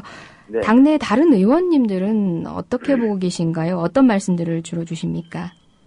글쎄 뭐 전체 의원님들 말씀을 들어본 건 아니지만요. 대부분의 그 선배 동료 의원님들은 이런 그 어려운 상황에 빠지는 저에게 여러 가지 격려도 해주시고요. 네, 또 발언 적정했다, 정확하고 잘했다 이러면서 동료로서 함께 이런 상황에서 난국을 함께 헤쳐나가자 그런 주로 격려와 그 말씀이 줄이었다 그렇게 말씀드리고자 합니다. 예. 그 최고위원으로서 향후의 당의 민주당의 대여 노선 어떻게 설정해야 된다고 보시는지요? 우리 민주당의 방향은 분명히 정해져 있는 거죠. 일단 정부국회를 앞두고서는 그 민생 예산을 확실하게 챙겨서 민생의 여러 가지 어려운 상황을 개선하는데 민주당 역할을 하자 그런 게 있고요. 또 두 번째는 우리가 특검을 통해서 이런 그 국정원의 대선계에 있던 국기 문란행위에 대해서 진상을 규명하고 책임자 처벌을 하자 그런 거고요. 세 번째는 국정원 특위를 통해서 이런 국기 문란행위와 책임자 처벌을 가져오는 동시에 재발을 방지하자 그런 그 분명한 목표가 있고요. 저는 그 민생이라든가 이런 것에서 우리가 민주당이 정부 여당에 협조할 건 100% 협조한다고 보여주고요. 다만 그 국기 문란행위에 대해서는 아주 단호하게 어떤 국민의 뜻을 받들어서 단호하게 할 때는 단호하게 해야 된다. 그런 방향으로 가야 된다고 생각합니다. 예. 그 보다 구체적으로 한 가지 사안에 대해서 더 여쭤보겠습니다. 네네. 지금까지는 뭐 발언에 대해서 전반적인 앞뒤 상황을 여쭤본 거라면요. 그 지금 현재 국정원 재판도 진행이 되고 있고요. 관련해서 특위가 꾸려졌습니다. 하지만 네네. 또 한간에서는 그 특검과 관련된 사안이 궁금하거든요. 그 특검 현실적으로 가능해 보이십니까? 특위가 지금 현재 공전되고 있는 상황 아닙니까? 그 특위의 합의안 자체가 특검을 무용하게 만드는, 특검 도입을 무용하게 만드는 안이 아니었나 그런 일간의 우려들도 많은데요. 특검 현실적으로 가능할까요? 그런 우려가 있는 것도 사실인데요. 예, 그 협상 당시 있는 상황이라든가 협상 그 상황을 비춰볼 때는요. 그 당시는 그런 상황이 협상이었으면 특위 자체를 받기 어려운 상황이었거든요. 다만 우리가 여지를 남겨둔 것이 특검의 시기와 범위 이 문제는 차후 논의하자고 그런 말씀 협상의 결과인데요. 우리 민주당은 어떤 경우에도 특검을 포기하거나 그런 의사는 전혀 없다. 우리가 특검만이 어떤 국정원의 대선 불법 개입에 대해서 진상을 규명할 수 있는 유일한 그 길이다라는 인식을 확실히 갖고 있기 때문에 다만 그 앞으로도 계속해서 민주당은 기본적으로 특검을 실시하자 이런 주장을 할 겁니다. 예. 그 특위에 합의를 하고 특위가 구성이 됐는데요. 실제 네. 지금 최고위원님의 발언이라든지 그리고 장하나 의원의 발언을 이유로 해서 특위 자체에 대해서 지금 공전 상황을 초래하고 있지 않습니까? 네네. 사실 처음부터 대부분의 여러 시각에서는 특위가 제대로 운영이 되겠는가? 또 몇 가지 명분이 생길 때마다 그걸 이유로 해서 결국은 특위가 흐지부지 되는 게 아닌가 하는 우려가 있었는데요. 특위에 대해서는 어떻게 보십니까? 과거 특위를 보면은 실질적으로 그 여당에서 여러 가지 트집을 잡아서 실질적으로 공전 상태를 불러온 게 여러 왕왕 있었죠. 이번 같은 경우도 실질적으로 제 발언에 대해서 그런 과잉 반응하고 특위를 중단시켰다는 것은 한마디로 말씀드려서요. 여당으로서의 전혀 바른 자세가 아니었다. 국정에 대해서 1차적 책임을 지는 여당이 특위를 보이콧하고 그런 그 특위를 파행시킨다는 것은 여당으로서 정말 책임을 방기하는 행위, 책임을 저버리는 행위라고 보여지고요. 이분들이 저희가 무엇인지 정말 궁금합니다. 예, 제 발언을 트집을 삼아서 특위를 중단시킨 것이 특위를 제대로 운영할 의지가 없지 않느냐, 이런 생각도 해보는데요. 왜 새누리당의 뜻대로만 굴러가지 않을 겁니다. 이 특위를 통해서 국정을 개혁하자, 이거는 일정한 국민적 공감대가 형성된 것이거든요. 그래서 국민적 공감대를 바탕으로 해서 민주당은 특위를 정상적으로 운영할 수 있도록 하여튼 최대한 노력을 기울인다. 이게 우리 민주당의 방침이죠. 예. 지금 현재 제명안이 제출된 것을 보고 언론에서는 부마 항쟁의 단초가 됐었던 박정희 시절이죠. YS 네네. 제명 사례를 거론하는 경우가 많습니다. 그때도 사실상 공포 정치의 상황이었고 지금 현재 또 위원님께서 발언에 사용하셨던 공안정국 일맥 비슷해 보이는 면이 있는데요. 전반적인 상황이 어떻게 흘러갈 것 같습니까? 이건 제가 가볍게 여쭤보는 겁니다. 글쎄 이거를 제명안을 제출했다는 것 자체가 저는 상식을 잃은 행위라고 보여집니다.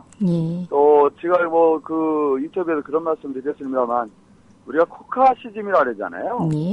미국판, 한국판 메카시즘이 광풍이 불고 있다 이런 표현인데요. 지금 이런 식으로 현역 국회의원이 입에 재갈을 물리고 입을 닫으라 하는 것이야말로 한국판 메카시즘이 횡행이고 메카시즘의 선동이다. 저는 그렇게 생각하고요.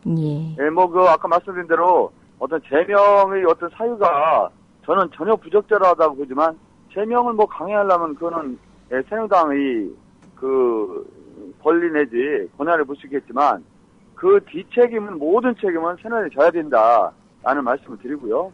저는 마지막으로 한마디 간곡하게 말씀드리면 더 이상 종북몰이, 공안몰이, 무슨 몰이 하지 마시고요. 이 총체적 난국을 해결하는데 대통령님은 대통령님대로 새누리당은 집권 여당답게 행동해야 된다. 그런 충정을 드리고자 합니다. 예, 저희가 마지막으로 한 가지만 더 여쭤보도록 하겠습니다. 그 위원님하고 같이 제명안이 제출된 장하나 의원, 그 대선 불복 선언 발언 문제 논란이 있었잖아요.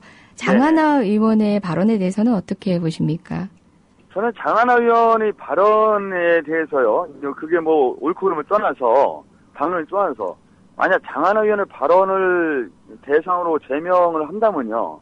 예전에 노무현 대통령 때 탄핵 발의하고 탄핵에 참가한 사람은 다 제명해야 됩니다. 네? 그게 어떻게 제명 사유가 되는지 저는 도저히 이해할 수 없고요. 특히 이정현 홍보수석 같은 경우는 개인적인 거지만 작년 12월 19일 날 대선 당일에 이렇게 하면 대선 결과에 불복할 수밖에 없다. 불복 투쟁 내지 불복을 할 수밖에 없다. 그런 취지의 발언하지 않았습니까? 그런 취지에 비춰볼 때 장하나 의원의 발언을 대상으로 제명 안을 냈다는 것 자체는 엄청난 그게 난센스고 도를 넘은 지나친 새누리당의 공격이라고 봅니다. 예, 오늘 말씀 여기까지 듣도록 하겠습니다. 오늘 귀한 시간 내주셔서 감사합니다. 네, 고맙습니다. 지금까지 양승조 민주당 최고위원이었습니다. 모두의 꿈 만들어요. 여기 국민TV.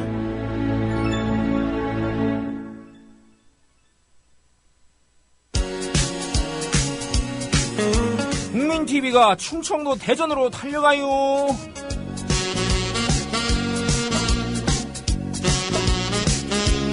미디어 협동조합 대전 충남 충북조합원 한마당 행사가 돌아오는 토요일인 12월 14일 저녁 6시 대전 엑스포 과학공원에 위치한 DCC 대전 컨벤션 센터에서 열립니다. 문희정 아나운서의 사회로 국민TV 라디오 나란히 가지 않아도의 진행자인 가수 손병희의 콘서트와 국정원 국정조사에서 두각을 드러낸 민주당 박범계 의원과 함께하는 서영석, 김용민의 정치토크 공개방송. 최동석, 조상훈의 왜 협동조합인가 공개특강으로 꾸입니다. 12월 14일 토요일 저녁 6시 대전광역시 유성구 엑스포로 107 DCC 대전 컨벤션 센터. 성역 없는 TV 뉴스의 꿈을 품은 모든 조합원과 시민 여러분의 참여를 기대합니다.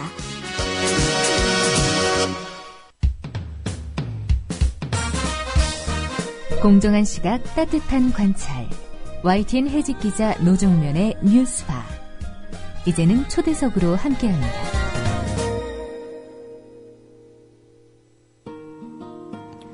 정부의 철도 민영화에 반대하는 한국철도공사의 총파업에 한국철도공사 코레일 측이 초강력 대응을 하고 있습니다. 파업에 참가한 4,356명의 조합원에게 즉각 직위해제 조치를 내리고 노조집행부 194명을 경찰에 고발한 겁니다. 정부의 철도 민영화 의지가 얼마나 강한지를 상징적으로 보여주는 대목인데요. 경찰은 고소장이 접수되자마자 피고발인들에게 출석을 통보했다고 합니다. 이런 가운데 코레일은 어제 이사회에서 수서발 KTX 법인 설립을 전격 의결하면서 파업은 장기화될 조짐을 보이고 있습니다. 철도공사의 이번 파업이 제2의 쌍용차 사태로 치닫는 것이 아니냐는 우려마저 제기되고 있는 실정입니다.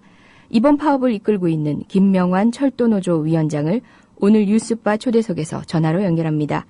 위원장님, 안녕하세요. 네, 안녕하세요. 이렇게 초대해 주셔서 감사합니다. 예, 이른 아침 정신 없으실 텐데 인터뷰에 응해 주셔서 감사합니다. 지금 현장이신가요?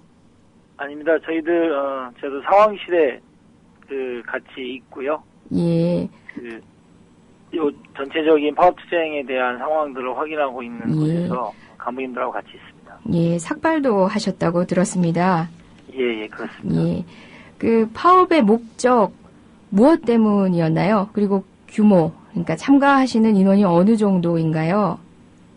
예, 저희들이 이번에 수서 KTX 주식회사 설립이 철도 민영화를 위한 시발점이라고 보기 때문에 이것을 결정하는 이사회의 중단을 요구하면서 저희들이 파업에 돌입한 거고요.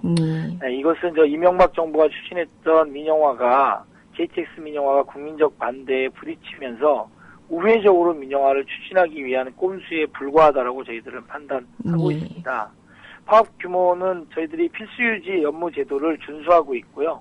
조합원 2만 1,000명 중에서 필수유지 근무자 8,500명 제외한 조합원 중에 1만 명이 현재 파업에 참여하고 있습니다. 예.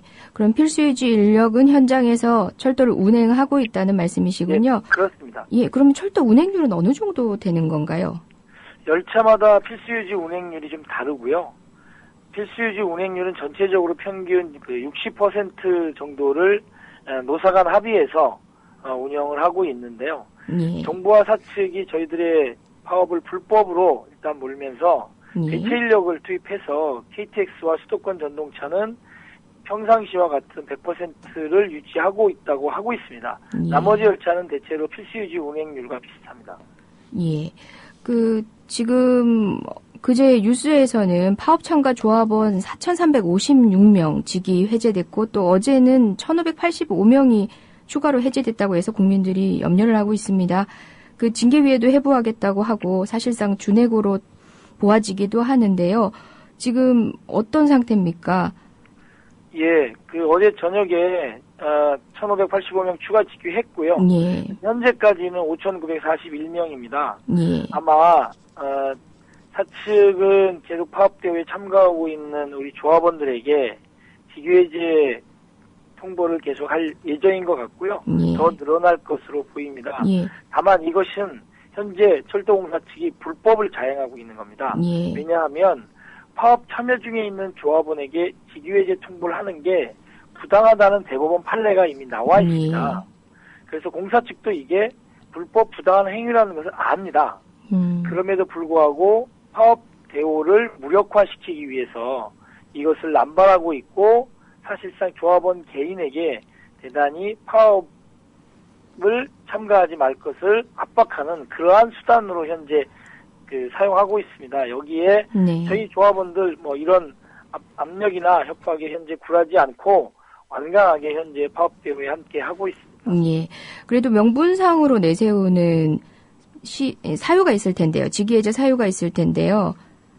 예, 파업에 돌입했다가 복귀하면 빨리 복귀하면 심신 상태가 매우 불안정할 것이기 때문에 일시적으로 그 직에서 제외한다라고 하는 게 명분. 그런가요? 예.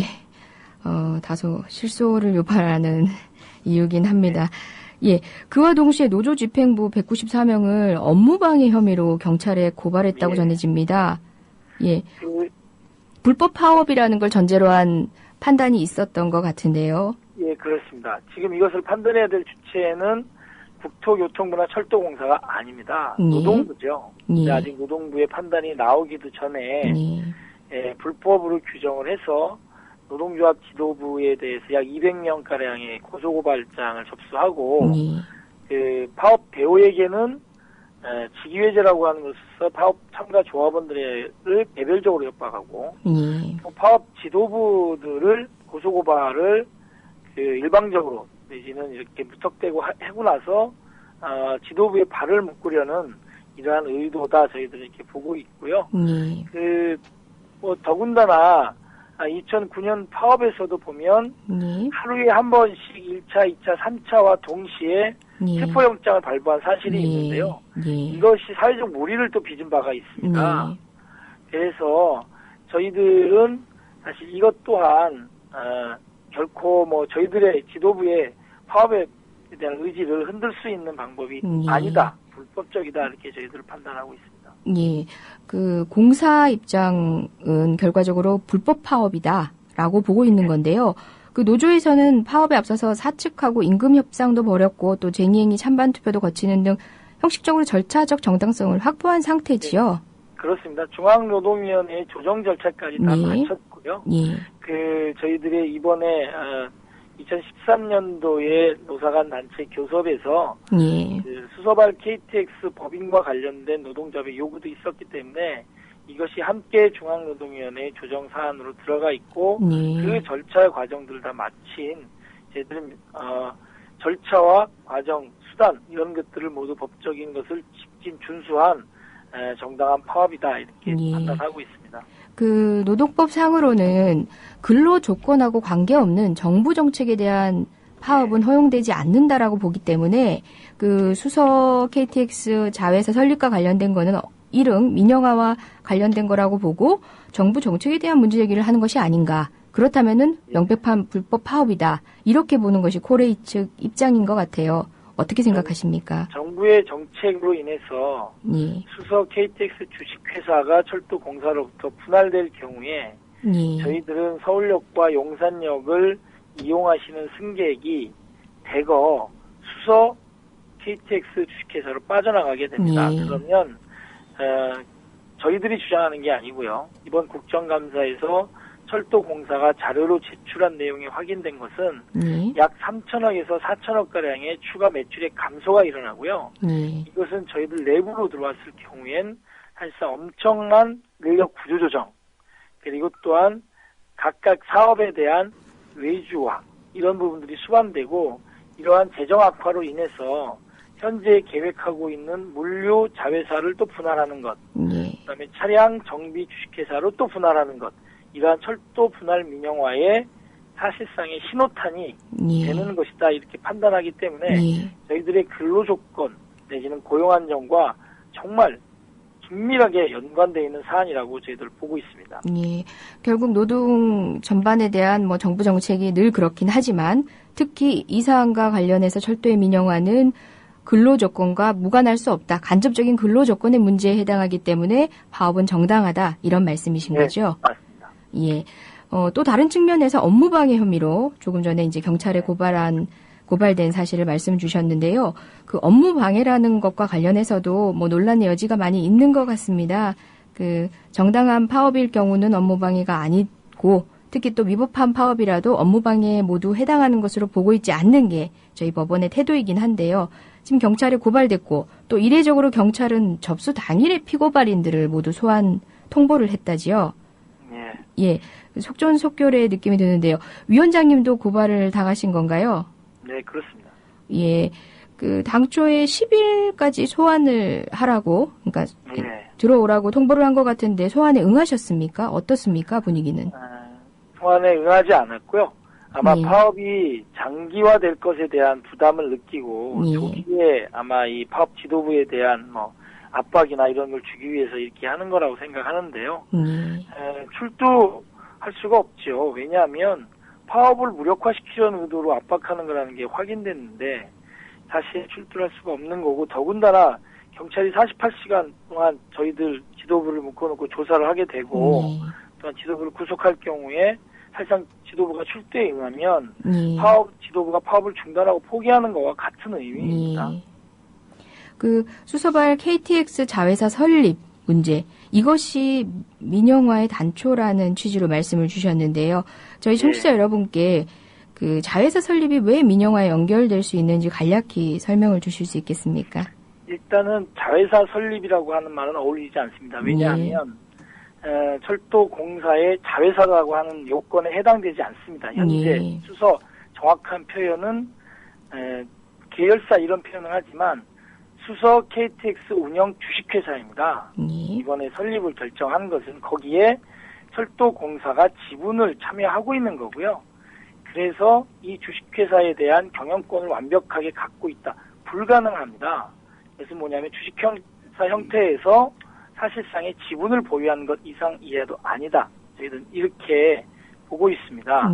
그리고 나아가서 이 수서 주식회사를 만드는 수서발 KTX의 노선은 국민의 혈세 15조 4천억이 들어간 것입니다. 이것을 운영하는 회사를 어제 달랑 50억만 출자 결정을 하고 나서 여기에 법인을 만들고 국토부는 여기에 제2사업자에 대한 면허권을 바로 발급한다라고 하는 것은 사실상 공영철도 체제를 분할해서 민간 주식회사와 공영체제인 철도를 동일한 노선에서 경쟁을 시키겠다라고 하는 것이고요. 이것은 또한 경쟁이 될 수 없습니다. 앞서 말씀드린 대로 서울역과 용산역을 이용하는 승객들이 일부러 수서까지 가서 타지 않습니다. 또한 수서, 강남, 용인, 분당 등에 있는 승객들도 서울역이나 용산역 오지 않는다라고 하는 거죠. 즉 지역 독점 구조로 갈 수밖에 없는 거고, 이것은 비단 서울 메트로, 서울 도시철도공사, 서울 지하철 9호선 주식회사가 서울 수도권에서 별도의 회사로 있지만 승객을 놓고 경쟁하지 않고요. 내부에 비용을 얼마나 줄일 것이냐, 사람을 얼마나 줄일 것이냐, 임금을 얼마나 깎을 것이냐, 이러한 것으로서 사실상 비용 경쟁 수준만 내부 운영비 경쟁 수준에서 그치고 있는 사실상의 철도 산업에서의 경쟁을 하는 시스템은 아닙니다. 그래서 이것은 당연히 단순한 경쟁 체제가 아니라 민영화를 가기 위한 수순이다라고 판단하고 있습니다. 예. 그런데 그런 우려에 대해서 공공기관 지분을 70%로 확보하겠다 이런 약속도 했거든요. 예. 그 부분이 지켜진다면 그래도 많이 우려하시는 측면에서의 민영화의 효과는 없는 것 아니겠습니까? 그것에 대해서는 어떻게 보십니까? 말이 한 3번 정도 바뀌었고요. 예. 그 3번 정도 바뀌는 것은 뭐냐면 애초에는 국민연금이 들어온다 그랬는데 국민연금 관리공단 이사장께서 직접 언급하셨죠. 들어갈 계획도 없고 협상할 계획도 없다. 이제 그러니까 지자체와 공공기관에게만 매입할 수 있도록 하겠다. 이렇게 했는데요. 저희가 또한 이거는 내용을 받은 게 아니고요. 철도공사가 직접 2개의 복수의 이 대형 로펌 회사로부터 입장을 받은 것은 2중 3중의 민간 매각 장치를 하는 것은 사실상 상법과 충돌해서 무효가 될 가능성이 높다. 정관이. 그렇다고 공공 부분에서만 한정해서 매각할 수 있다라고 하는 것 또한 사실상 이 상법이나 기존 법률과 충돌하기 때문에 이것도 또한 무효가 될 수 있다. 그리고 또한 이 철도공사가 지분율이 높게 41% 넘어가면 철도공사가 어떻게 마음을 먹느냐에 따라서 즉 철도공사 경영진이나 이 경영진의 사실상의 정책 지휘를 하고 있는 국토교통부가 민영화하겠다라고 맘만 먹으면 정관은 언제든지 바뀔 수 있다라고 하는 걸 다 설명을 받아냈어요. 입장을. 즉 정관에서 2중 3중의 민간 매각 장치나 민영화를 위한 것을 방지한다라고 하는 건 불가능하다. 정관으로는. 이게 이미 사실로 밝혀져 있습니다. 예, 그 공공성을 확보하기 위해서 여러 장치를 했다고는 하지만 실질적으로 실효성이 없거나 또는 언제든지 의지에 따라서는 민영화될 수 있는 수순으로 갈 수 있다는 말씀이신 거죠? 그렇습니다. 예, 어제 이와 관련된 코레일의 임시 이사회가 있었지요. 결과적으로 안건을 결의를 하고 통과를 시킨 건데요. 예, 그 이사회 결과에 대해서는 어떻게 대응하실 생각입니까? 저희들이 오늘 먼저 이사회 결정 효력정지 가처분 신청을 오늘 오후 1시에 대전지법 앞에서 기자회견을 하고 제출할 예정이고요. 그 이사회 가처분 신청의 근거는 절차상의 문제가 있습니다. 뭐냐면 비상임 이사 중 4분이 이미 임기가 지난 분들이라는 거고요. 그래서 저희 그 철도공사 임원 추천위원회가 비상임 이사를 지금 현재 선출 중에 있습니다. 그런데 임기가 지난 분들이 사실상 이 중요한 철도산업의 운명을 좌우할 중대한 결정을 하고 바로 나가버리시는 거죠. 문제가 보고 있다고 하고요. 두 번째는 뭐냐면 이번 출자 결의가 업무상 배임죄에 해당된다는 겁니다. 즉 공사 측이 국회에 제출한 자료에 따르면 수서 KTX 운영 주식회사가 설립되면 연간 3천억 이상의 손실이 꽤 된다고 보고했지 않습니까? 그런데도 불구하고 KTX 철도공사에 손실이 있게 된다. 그렇죠. 그런데도 불구하고 이사들이 자신의 회사에 막대한 손해를 입히게 만든 결정을 한 거죠. 그래서 이거는 업무상 배임죄에 해당되는 불법적인 결정이다라고 판단했기 때문에 저희들이 먼저 약 3개 정도에 달하는 그 법무법인들과 함께 오늘 바로 이사회 결의 효력정지 가처분 신청을 제출할 예정입니다. 예, 그 배임죄에 해당한다는 말씀도 또 하셨는데요. 그러면 배임죄 관련해서 고소고발도 예정 중이신 건가요? 예, 아마 오늘 그 효력정지 가처분을 제출하고요. 대전지법에 그건 왜냐하면 대전에 저희들 본사가 있기 때문에 그렇고요. 이사회 결정과 관련한 배임 여부는 내일 중앙지방법원에 저희들이 제출할 예정입니다. 예, 그 노조의 경우에는 당초 파업 전에 그 문제가 됐던 그 이사회를 연기하고 대화 의지만 표하면 일단 파업을 중단하겠다라고까지 했었는데 코레일은 이사회를 감행했지요. 네. 예, 근데 일견으로는 또 노조가 총파업을 결의한 것은 임시이사회 이전입니다. 예, 이렇게 더 이상 더 늦추어서는 안 되겠다고 판단한 다른 단초라도 있었습니까? 저희들은 지난 한 달여 전부터 그 이사회를 중단하고 그 국회를 중심으로 해서 철도 발전에 대한 방안을 만들자고 1년 내내 얘기를 했고요. 예. 또 하나는 저희들이 사실 안 해본 게 없습니다. 예. 뭐냐면 저희들이 토론회 공청회만 한 3, 4회 정도 이상을 했습니다. 올해 1년만. 예.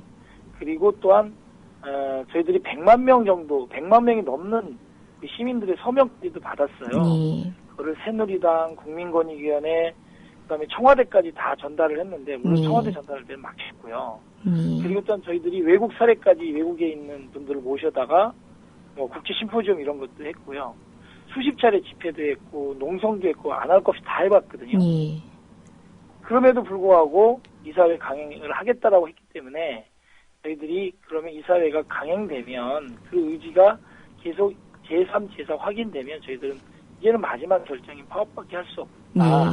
라는 이야기들을 이미 그 오래전서부터 했고 그리고 저희들이 공식적으로는 약 이사회를 앞두고 일주일 전에 강행하면 저희들 파업에 돌입한다라고 하는 거였고 공사 측에게는 저희들이 12월 8일까지 즉 이사회에 대해서 결정을 유보하거나 이사회 일정을 유보한다라고 하는 입장만 오면 저희들은 파업에 대한 일정도 당연히 변경할 수 있다라고 계속 통보를 했었습니다. 그럼에도 불구하고 8일까지 그런 답변이 없었고요. 더 애석한 거는 8일날 최현혜 사장을 비롯한 대표 교섭위원들이 언론사가 많이 왔다는 이유만으로 그날 중요한 대표 교섭조차 자리에도 나오지 않았습니다. 저희들이 1시간 이상을 교섭장에서 기다렸고요. 그 뒤에 일방적으로 교섭을 또 밤새도록 기다린다라고 발표만 하고 아무런 저희들에게 연락도 오지 않았습니다. 그리고 마지막까지 저희들이 사측의 이사회 일정 변경에 대한 의사가 있느냐 없느냐를 계속 물었지만 없었고요. 그래서 저희들은 불가피하게 9일날 오전에 파업에 돌입하게 되었다라는 말씀을 드리겠습니다. 시한을 정해서 이미 입장을 요청을 했었군요. 근데 당초 정한 시한에는 나타나지 않았고요. 그 속보 뉴스처럼 전해오는 소식이 있는데요. 조금 전 여의도 수출입은행에서 경제관계 장관 회의가 있었답니다. 그런데 현호석 경제부총리가 수서발 KTX를 민간에 매각하지 않겠다. 그러니 파업을 철회하고 업무에 복귀해달라라고 말을 했다고 합니다. 어떻게 보여지십니까? 소식을 지금 저희가 드리는 말씀으로 처음 들으신 거죠? 예, 그렇습니다.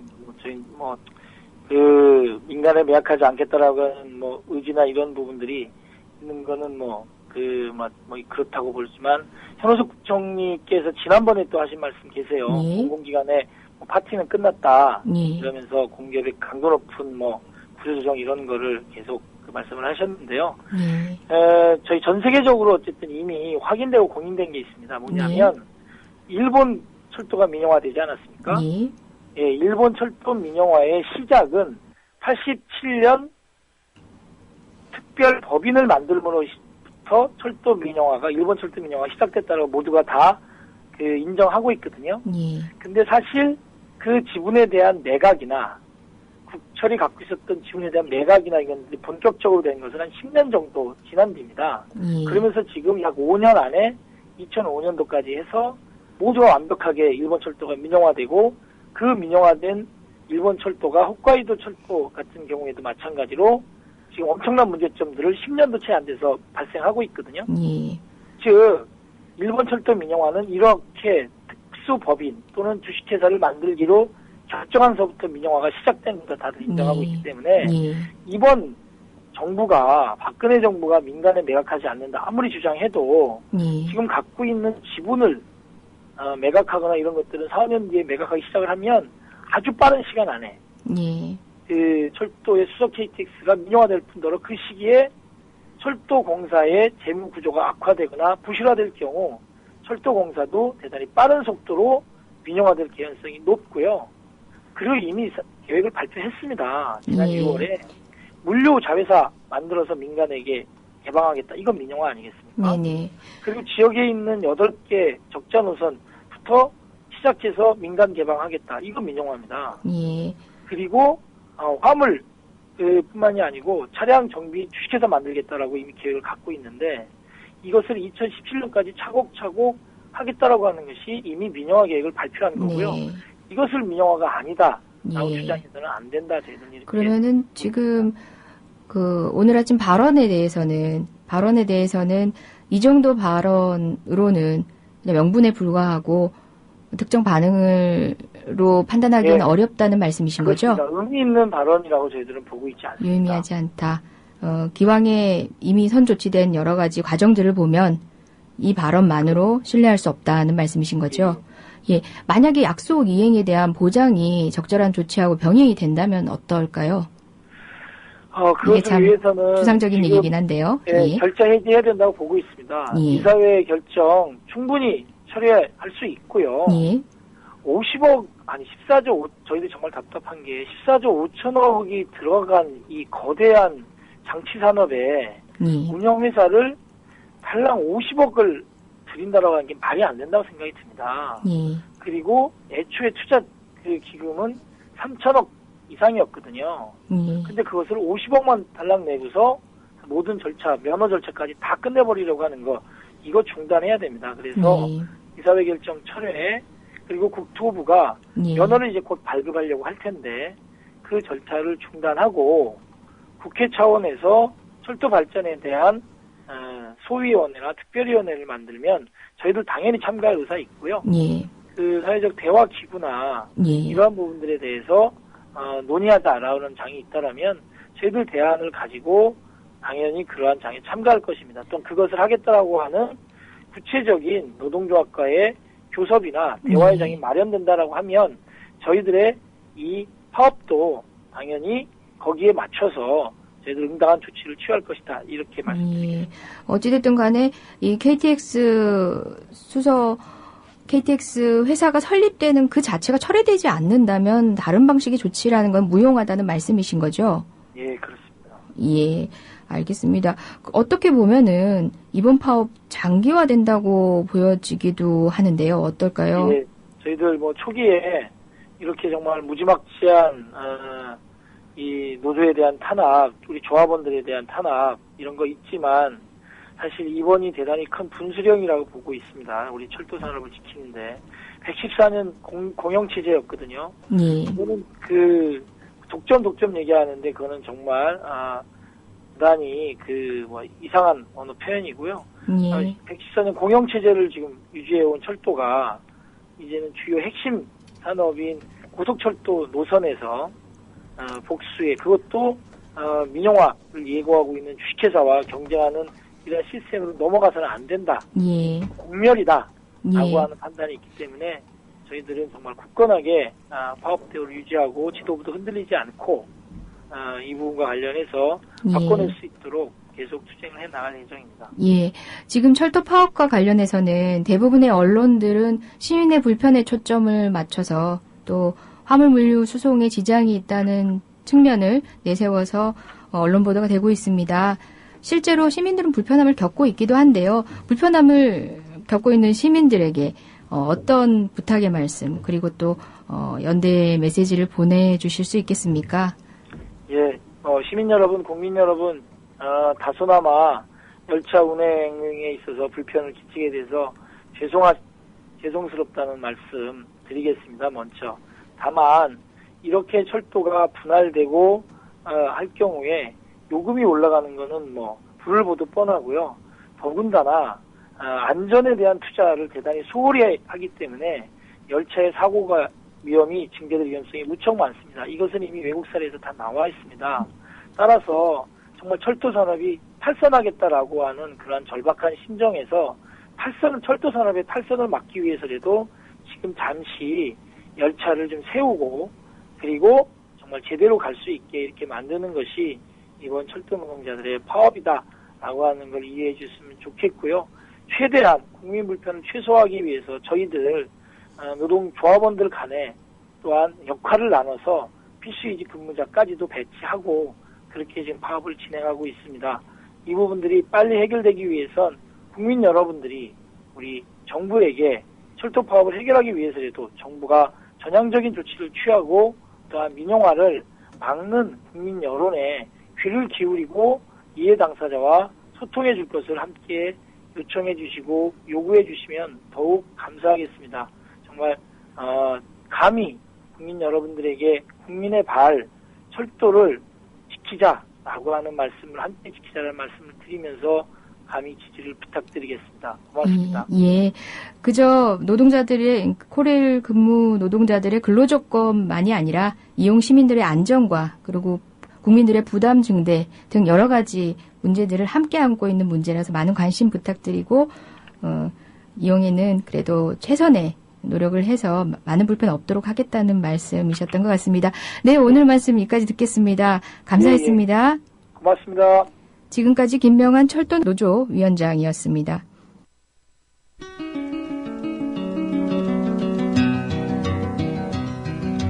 I am just a poor boy, though my story is seldom told. I squandered my resistance for a pocket full of mumbles.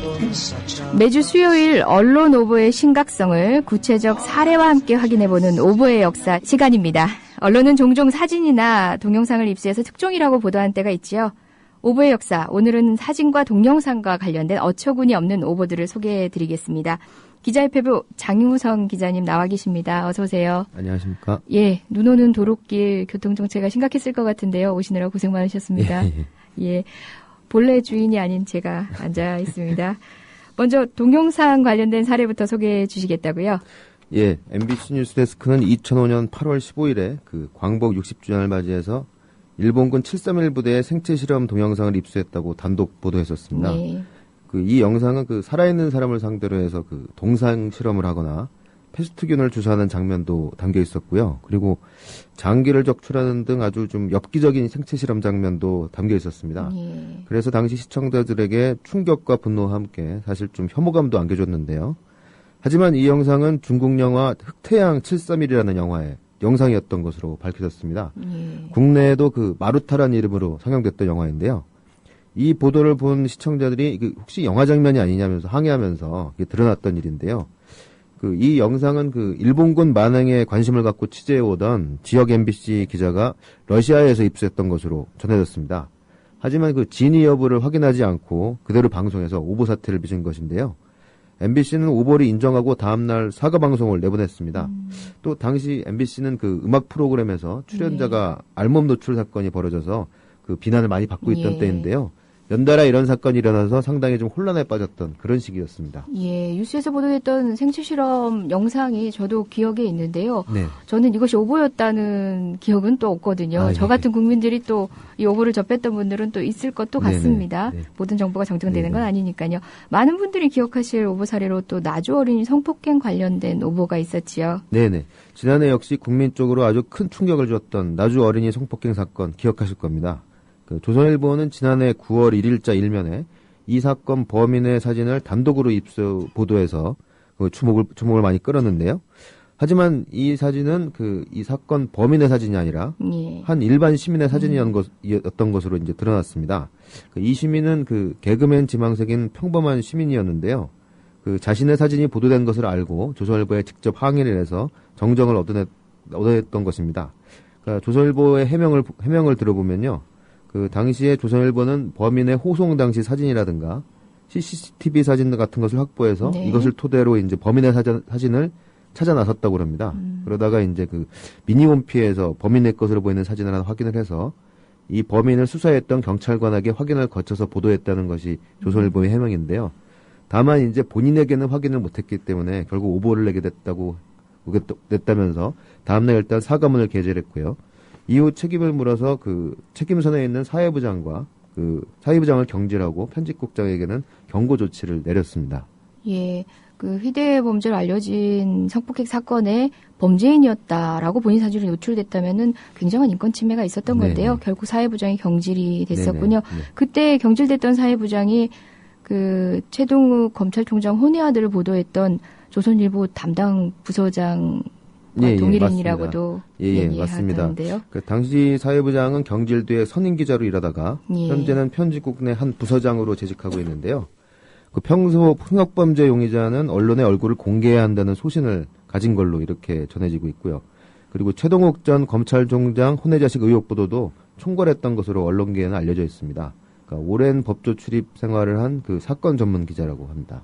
예, 그 정보를 접근할 수 있는 몇 가지 영역이 있는데요. 우리에게는 아마 북한이 아닐까 싶습니다. 네네.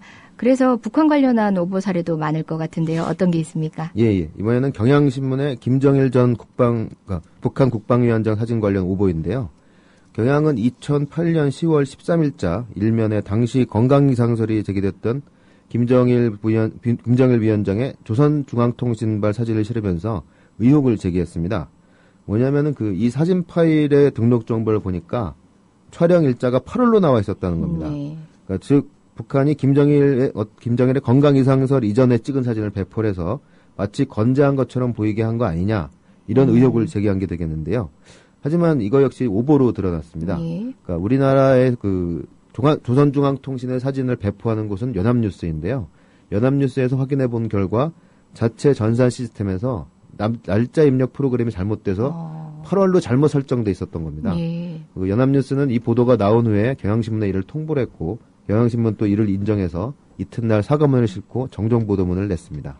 그러면은 뭐 보이도록 했다 이렇게 조작한 듯 보이는 게 결국 오버였다는 거죠. 그렇죠. 그러면 그 당시 나돌았었던 김정일의 건강 이상설은 낭설이었던 건가요?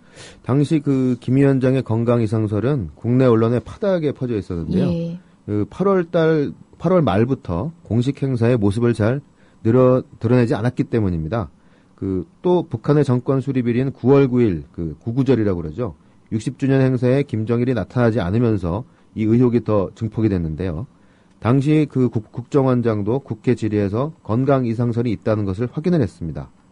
그러다가 10월 4일과 10월 11일에 북한이 김정일이 활동하고 있는 대외 활동 사진을 공개했는데요. 경향신문이 오보를 하게 된 관련 사진도 바로 이 사진입니다.